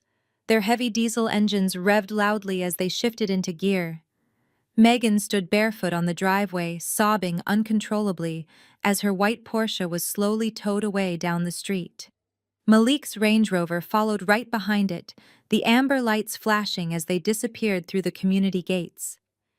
The driveway was now completely empty except for my beat-up SUV parked quietly to the side. The physical representation of their wealth was gone forever, and the entire neighborhood had watched it happen. Bernice slowly turned away from the horrifying spectacle outside. She looked at me standing calmly in the foyer, holding the eviction notice. The reality of the situation had finally crushed the last remaining ounce of her defiance. She realized that I was not playing a game, and that there was no way out of the trap they had built for themselves. The sheer panic in her eyes was absolute. Her face contorted into a mask of pure desperation as the consequences of a lifetime of abuse finally crashed down on her head. She pointed a trembling finger at the open door and screamed at me, demanding to know her final fate. "Are you going to throw us out onto the streets?" The words tore from my mother's throat, raw and frantic. She looked around the massive foyer, her eyes wide with a terror she could no longer hide. Her carefully constructed reality had completely dissolved, leaving her standing in the rubble of her own arrogance.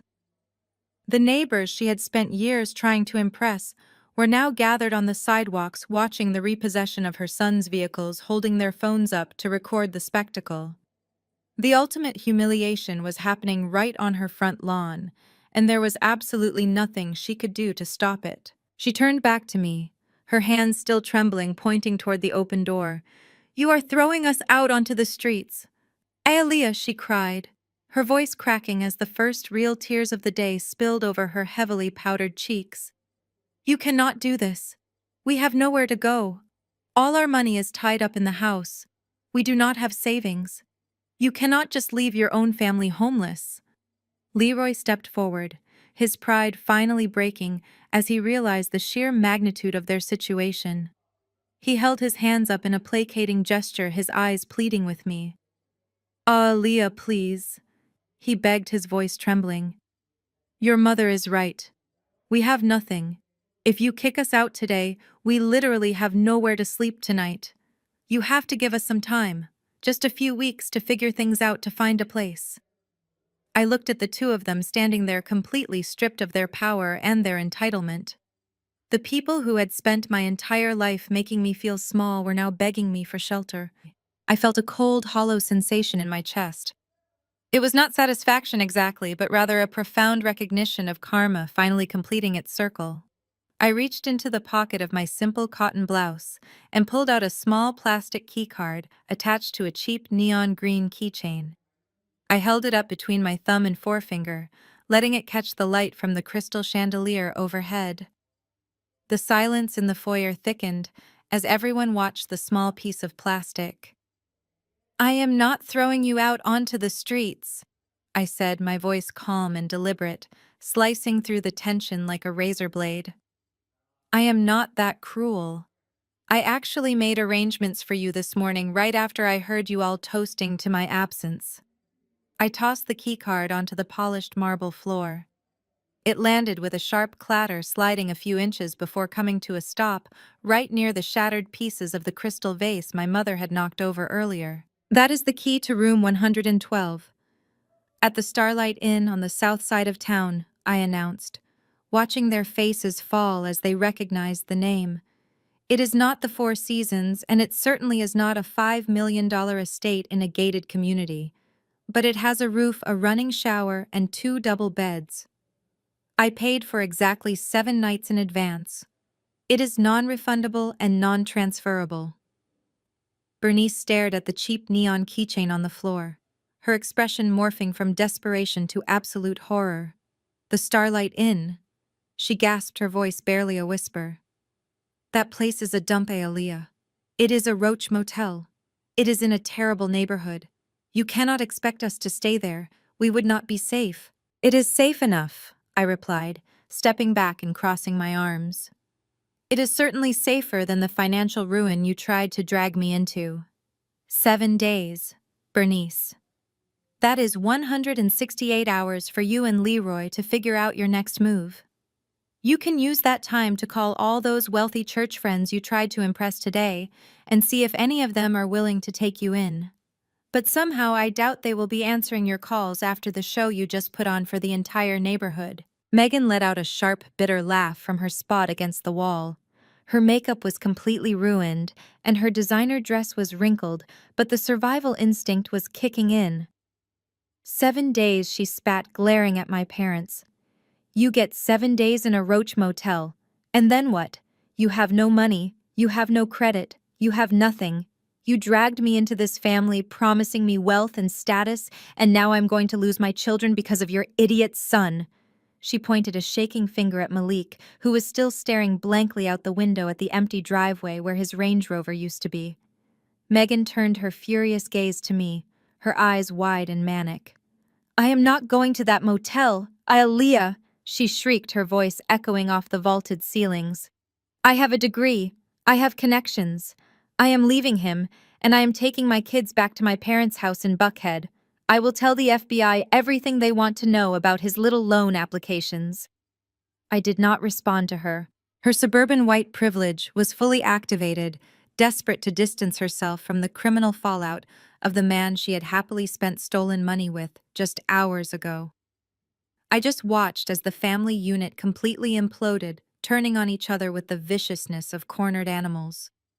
The sheriff deputy, who had been standing silently by the door, observing the entire exchange, finally stepped forward. He unhooked his radio, dropping his hand to his utility belt. The sudden movement drew everyone's attention, snapping them out of their toxic spiral. All right, the deputy said, his voice deep and authoritative, cutting through the chaos. You heard the property owner. The eviction writ is valid and active. You have exactly 15 minutes to gather whatever personal necessities you can carry in your hands. Clothing, toiletries, medications. No furniture, no electronics, no valuables that belong to the estate. After 15 minutes, you will vacate the premises or you will be arrested for trespassing. Bernice let out another wail, dropping to the floor to frantically scoop up the cheap neon motel keycard, clutching it to her chest like a lifeline. Leroy grabbed her arm, pulling her up and practically dragging her toward the grand staircase to pack whatever they could salvage of their ruined lives.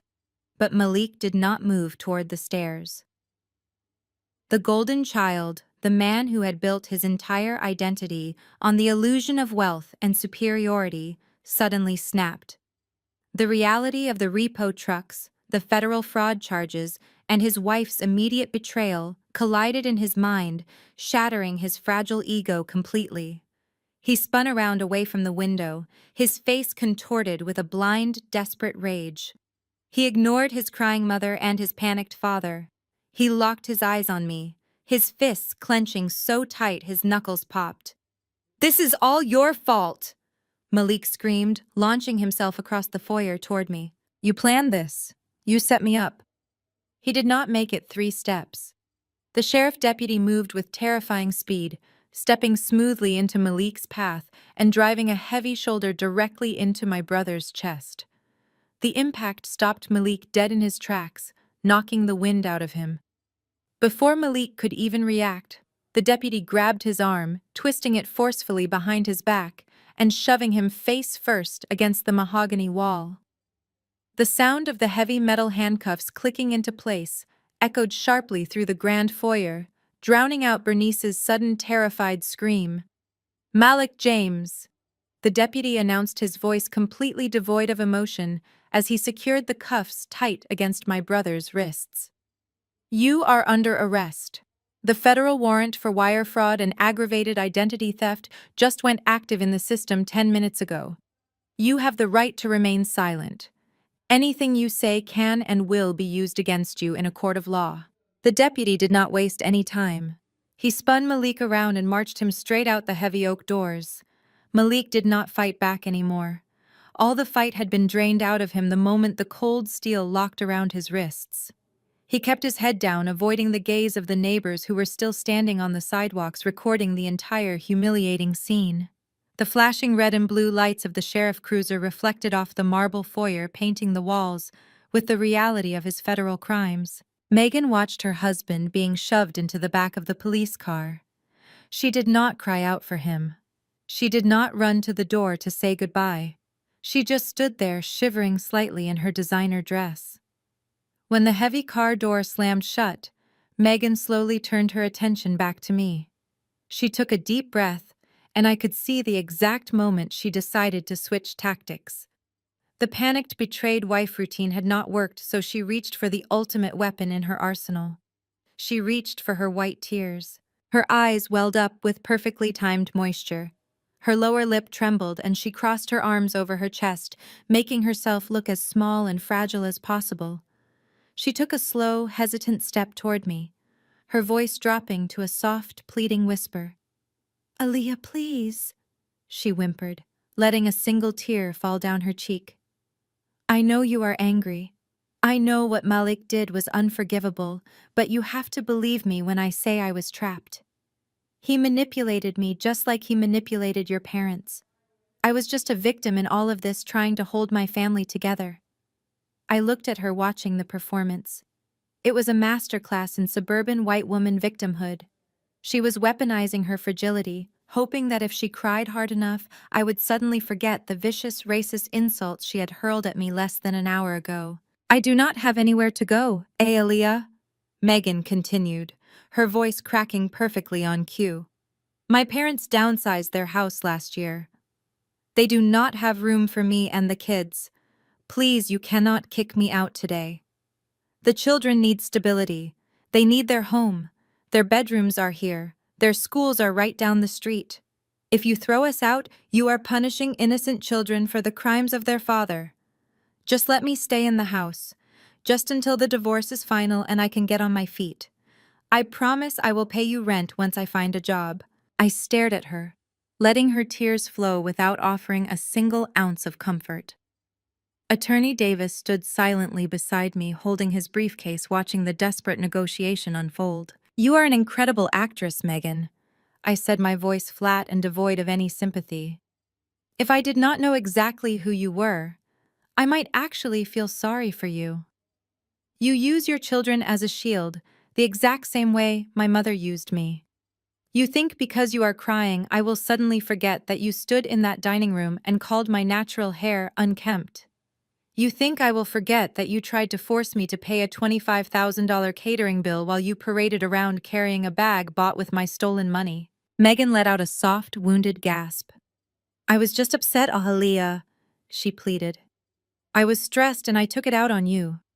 I am so sorry. I am a good mother just trying to protect my babies. I have absolutely nothing left. Malik ruined my life and left me completely penniless." I smiled coldly. "Penniless," I repeated, tilting my head slightly. "That is a very interesting choice of words, Megan. Attorney Davis, would you care to enlighten my sister-in-law about her current definition of penniless?" Attorney Davis opened his folder again, pulling out a single sheet of paper. He held it out so Megan could see the complex banking logo printed at the top. "Ms. Megan," he began, his professional tone cutting right through her theatrical sobbing. "During our forensic audit of Ms. Aaliyah's stolen assets, we did not just track the federal loan disbursements. We tracked the secondary wire transfers. We traced the money you personally moved out of the fraudulent joint accounts you shared with your husband." Megan's tears stopped instantly. The fragile victim routine vanished from her face, replaced by a stark, terrifying realization. She stared at the piece of paper in Davis' hand, her breathing suddenly completely still. "It seems you were not quite the clueless victim of your husband's manipulation," Davis continued smoothly. "6 months ago, you opened a private offshore account in the Cayman Islands under your maiden name. You began systematically siphoning funds from the fraudulent Small Business Administration loans and hiding them in that offshore account. You were building a secret nest egg, Megan. A safety net funded entirely by stolen federal money. You managed to squirrel away nearly $150,000 before the accounts were flagged. Megan's jaw dropped. She looked like she had just been struck by lightning. She took a staggering step backward, shaking her head in silent denial. "You thought you were so much smarter than Malik," I said, stepping toward her. "You knew his house of cards was going to collapse eventually, so you started stealing from the thief. You planned to take that offshore money, divorce him and disappear, leaving him to take the fall for the federal fraud, while you lived comfortably on my stolen funds. You played the devoted wife while quietly robbing him blind." Megan tried to speak, but she was completely suffocated by her own exposure. The offshore account was her ultimate backup plan. It was the only reason she had been so quick to throw Malik under the bus to the federal authorities. She thought she had a secret fortune waiting for her in the Caribbean. "And just to be completely clear," Davis added, placing the paper back into his folder, "our legal team filed an emergency injunction with the international banking authorities late last night. The moment we provided proof that the funds in your Cayman account were the direct proceeds of federal loan fraud and identity theft, the offshore bank complied with the freeze order. That account is permanently locked, Megan. The federal government will be seizing those funds by the end of the week." Megan let out a low, agonizing sound that seemed to scrape against the back of her throat. Her knees buckled slightly and she had to lean against the wall to keep from collapsing onto the marble floor. There were no more white tears. There was no more weaponized fragility. There was only the absolute crushing weight of total defeat. She had nothing. Her husband was in handcuffs. Her house was gone. Her luxury cars were repossessed, and her secret stolen fortune had been confiscated by the federal government. She was completely and utterly ruined. "You have about 5 minutes left on that eviction notice, Megan," I said, checking my watch. "I suggest you stop crying and start packing. Your children are currently at your mother's house for the weekend brunch. I suggest you call her and tell her to make room." Megan did not argue. She did not try to plead or negotiate or hurl another racist insult. The fight was completely drained out of her. She looked at me with hollow, dead eyes, realizing that the ugly duckling sister-in-law she had tormented for years was the very person who had orchestrated her absolute destruction. She turned around and walked slowly toward the grand staircase. Her shoulders slumped, her expensive designer dress hanging off her like a discarded rag. She looked like a ghost haunting a house she no longer owned. I walked over to the open front door and stood on the porch, breathing in the warm spring air. Outside, the neighborhood was finally quiet. The tow trucks had disappeared down the street, taking the last remnants of my family's fake wealth with them. The sheriff cruiser carrying my brother pulled away from the curb, its red and blue lights fading into the distance as it headed toward the federal holding facility in downtown Atlanta. The long, sweeping driveway was completely empty now. The chaotic symphony of flashing lights, screaming relatives, and revving engines had faded into an absolute profound silence. I stood there on the threshold of the multi-million-dollar mansion that belonged solely to me, watching the dust settle. The fortress of abuse and manipulation had been conquered, and for the first time in 34 years, the air felt completely clean. I turned my back on the empty driveway and walked back into the grand foyer. The heavy oak doors shut behind me with a solid, reassuring thud. Upstairs, I could hear the frantic shuffling of footsteps and the scraping of cheap luggage wheels against the hardwood floors. Megan came down first. She was struggling to carry 2 large suitcases, her face red and blotchy. She did not look at me. She just dragged her bags out the door, leaving the house she had paraded around in like a queen. A few minutes later, my parents descended the grand staircase. Leroy was carrying a couple of duffel bags, his shoulders slumped, looking like a completely defeated man. Bernice followed him, clutching a small overnight bag to her chest. She stopped at the bottom of the stairs and looked around the foyer one last time, her eyes tracing the crystal chandelier and the marble floors. She opened her mouth to speak, to hurl one last insult, or to beg for one last ounce of mercy, but she looked at my face, and the words died in her throat. She finally understood that I was a fortress she could no longer breach. They walked out the door and got into the cheap ride-share vehicle they had ordered to take them to the Starlight Inn. I watched the car roll down the driveway and out through the security gates. They were gone. I stood completely alone in the center of the massive estate. Attorney Davis was making phone calls in the den, giving me the space I needed to process the absolute silence of the house.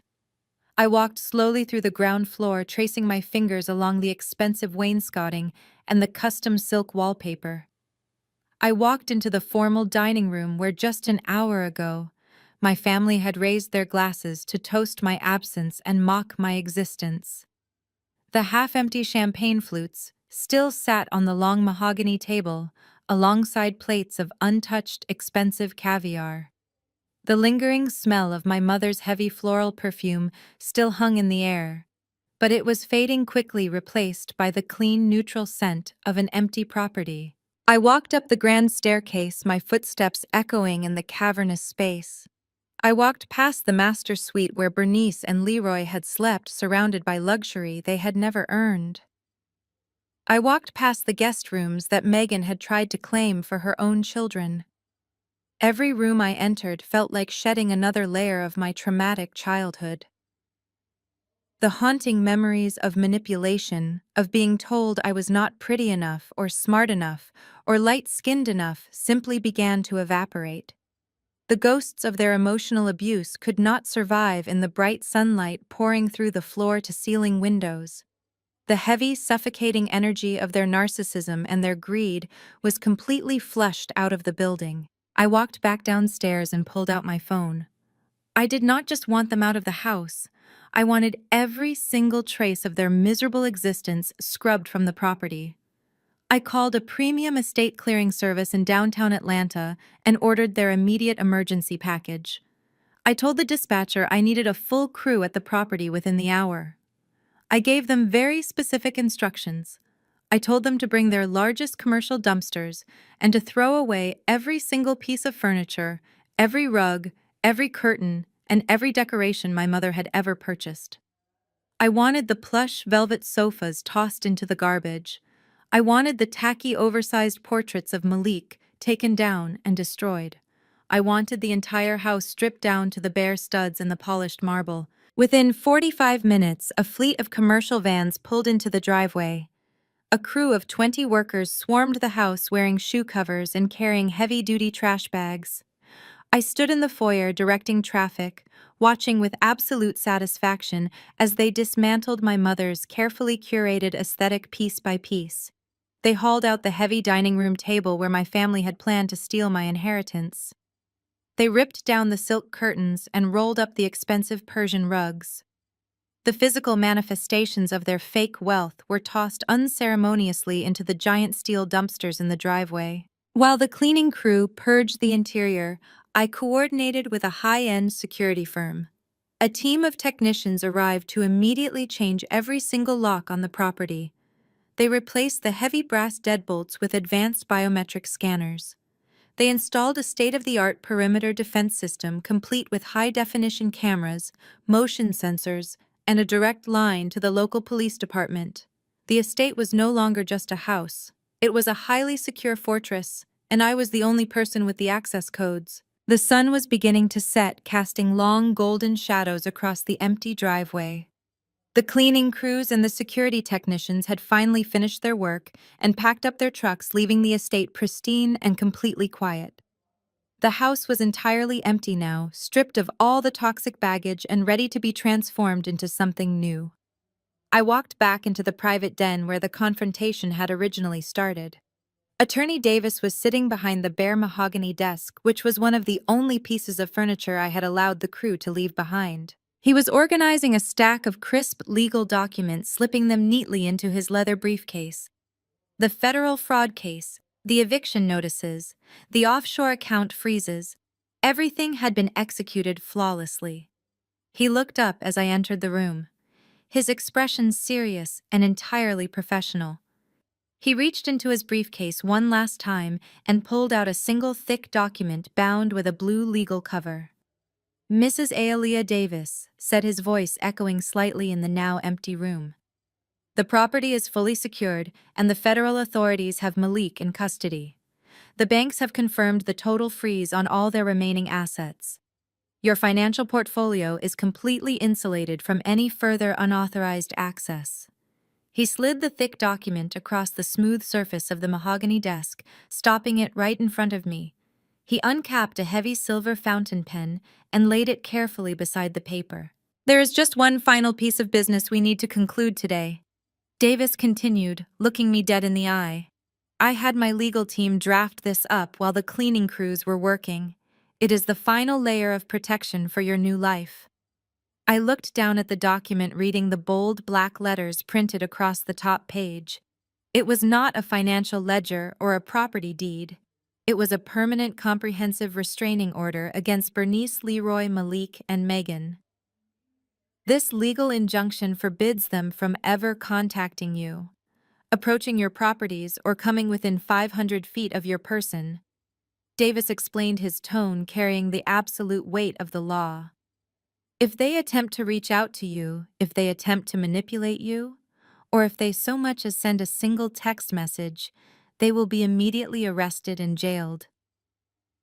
I picked up the silver fountain pen, feeling its heavy, cool weight in my hand.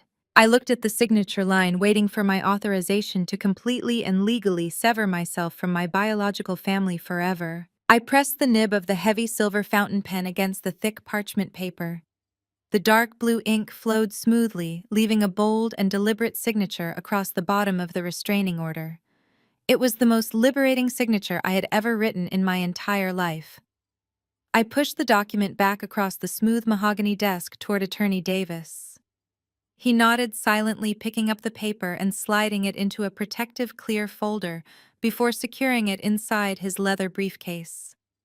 The loud, satisfying click of the metal latches echoing in the empty den signaled the absolute end of an era. The legal wall was now fully constructed and reinforced. My biological relatives were officially and permanently locked out of my universe. There would be no more manipulative phone calls and no more surprise visits. The parasitic cord was finally severed. I walked out of the private den and stepped into the vast, open foyer. The silence of the massive estate was no longer heavy or suffocating like it had been when my mother ruled the halls. The air felt light and clean. The toxic residue of my childhood, the echoing demands of my parents, and the arrogant laughter of my brother had all been scrubbed away by the commercial cleaning crews and the absolute finality of my actions. I opened the heavy front doors and stepped out onto the wide stone porch. The evening air was cool and crisp against my skin. The sky above the affluent neighborhood was painted in deep shades of purple and orange as the sun slowly dipped below the tall manicured trees. A sleek black Maybach glided silently up the long, sweeping driveway. The dark-tinted windows reflected the vibrant sunset, and the polished chrome trim gleamed under the newly activated estate security lights. The luxurious vehicle came to a smooth, perfect stop right in front of the porch steps. A sharply dressed chauffeur stepped out and walked around to open the rear passenger door for me. I did not rush to leave. I stood on the porch for one last moment and looked back at the massive brick exterior of the mansion. For 34 years, this house, or whatever house my parents had occupied, had been a towering symbol of my own inadequacy. It had been a fortress of emotional abuse, a place where I was constantly reminded that my dark skin and my natural hair made me unworthy of their unconditional love. But looking at the structure now, the emotional weight was completely gone. It was no longer a childhood trauma trigger, or a monument to the narcissism of a mother who despised me. It was simply a piece of premium real estate. It was just another highly profitable asset in my massive investment portfolio. I would have my corporate management team list the property for a lucrative commercial lease the following Monday. I stepped off the porch, slid into the incredibly soft leather seat of the Maybach, and let the chauffeur close the heavy door. The car rolled smoothly out of the iron gates, and I did not look back, even once. 6 months passed rapidly. The wheels of federal justice grind slowly, but they grind exceedingly fine. Malik's criminal trial was short and entirely devastating. The mountain of digital evidence, the forged Small Business Administration loan documents, and the blatant federal tax evasion left his appointed public defender with absolutely nothing to argue. Malik was convicted on all federal counts. The federal judge did not care about his golden child status, his lighter skin, or his charming smile. Those things held no currency in a federal courtroom. He was sentenced to 12 years in federal prison without any possibility of early parole. The arrogant man who had stolen my hard-earned money to buy fake luxury watches was now wearing a state-issued jumpsuit, earning mere cents an hour working in the prison laundry room. Megan did not fare much better in the aftermath. Her desperate tear-filled attempt to throw Malik under the bus and play the fragile suburban victim did not save her from the absolute financial ruin she helped create. The federal investigators permanently seized her secret offshore account in the Cayman Islands, leaving her with nothing. The Internal Revenue Service garnished her wages and placed heavy permanent liens on any future income she might ever earn. She was forced to declare complete and total bankruptcy. Her wealthy country club friends and elite social circle abandoned her the very moment her white Porsche was towed down the street. She had to move back into her parents' cramped basement with her children stripped of all the luxury and status she had sacrificed her basic human decency to maintain. She became a total pariah in her own community, working a minimum wage retail job just to survive. As for my parents, their descent into poverty was swift and absolute. The 7 days I paid for at the Starlight Inn ran out exactly as promised. With no savings, no credit, and their reputation utterly obliterated in the Atlanta high society scene. They had no choice but to rent a tiny run-down one-bedroom apartment in a dangerous neighborhood on the outskirts of the city. The meager money Leroy managed to scrape together from a demanding physical labor job at a local warehouse barely covered their monthly rent and their cheap groceries. The cramped, peeling walls of their tiny apartment became a daily pressure cooker for their highly toxic marriage. They spent every single day bitterly blaming each other for their spectacular downfall. Bernice blamed Leroy for being weak and not protecting the family wealth, while Leroy blamed Bernice for her insatiable greed and her obsessive need to coddle their criminal son. They lived in a perpetual state of misery, trapped in a miserable prison of their own making, with no one left to manipulate and no one left to exploit.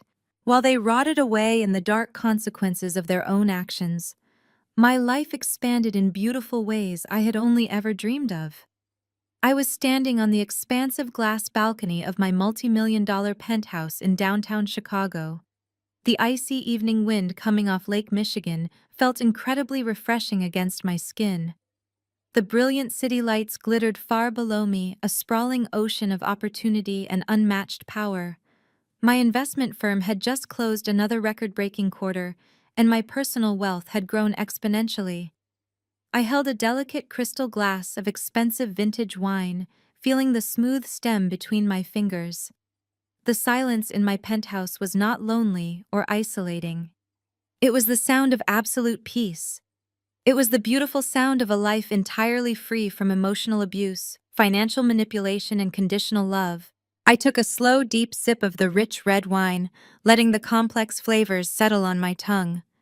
I looked out over the glowing city skyline and thought about that Mother's Day brunch 6 months ago.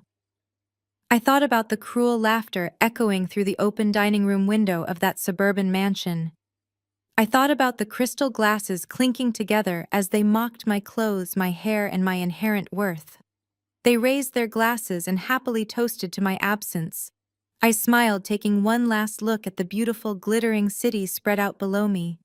They toasted to my absence, so I made it permanent. The most profound lesson here is that sharing DNA does not give anyone the right to exploit or disrespect you. True family is built on unconditional love and mutual respect, not toxic entitlement. Society often weaponizes family loyalty to force victims into enduring narcissistic abuse. However, protecting your inner peace and setting ironclad boundaries is the ultimate act of self-love. You never owe your success to those who prayed for your downfall. Sometimes the most empowering decision you can make is to cut the toxic cord, walk away, and build a thriving life entirely on your own terms. Have you ever had to set hard boundaries or cut ties with a toxic family member to protect your peace? Share your empowering story in the comments below, and don't forget to like and subscribe for more inspiring content.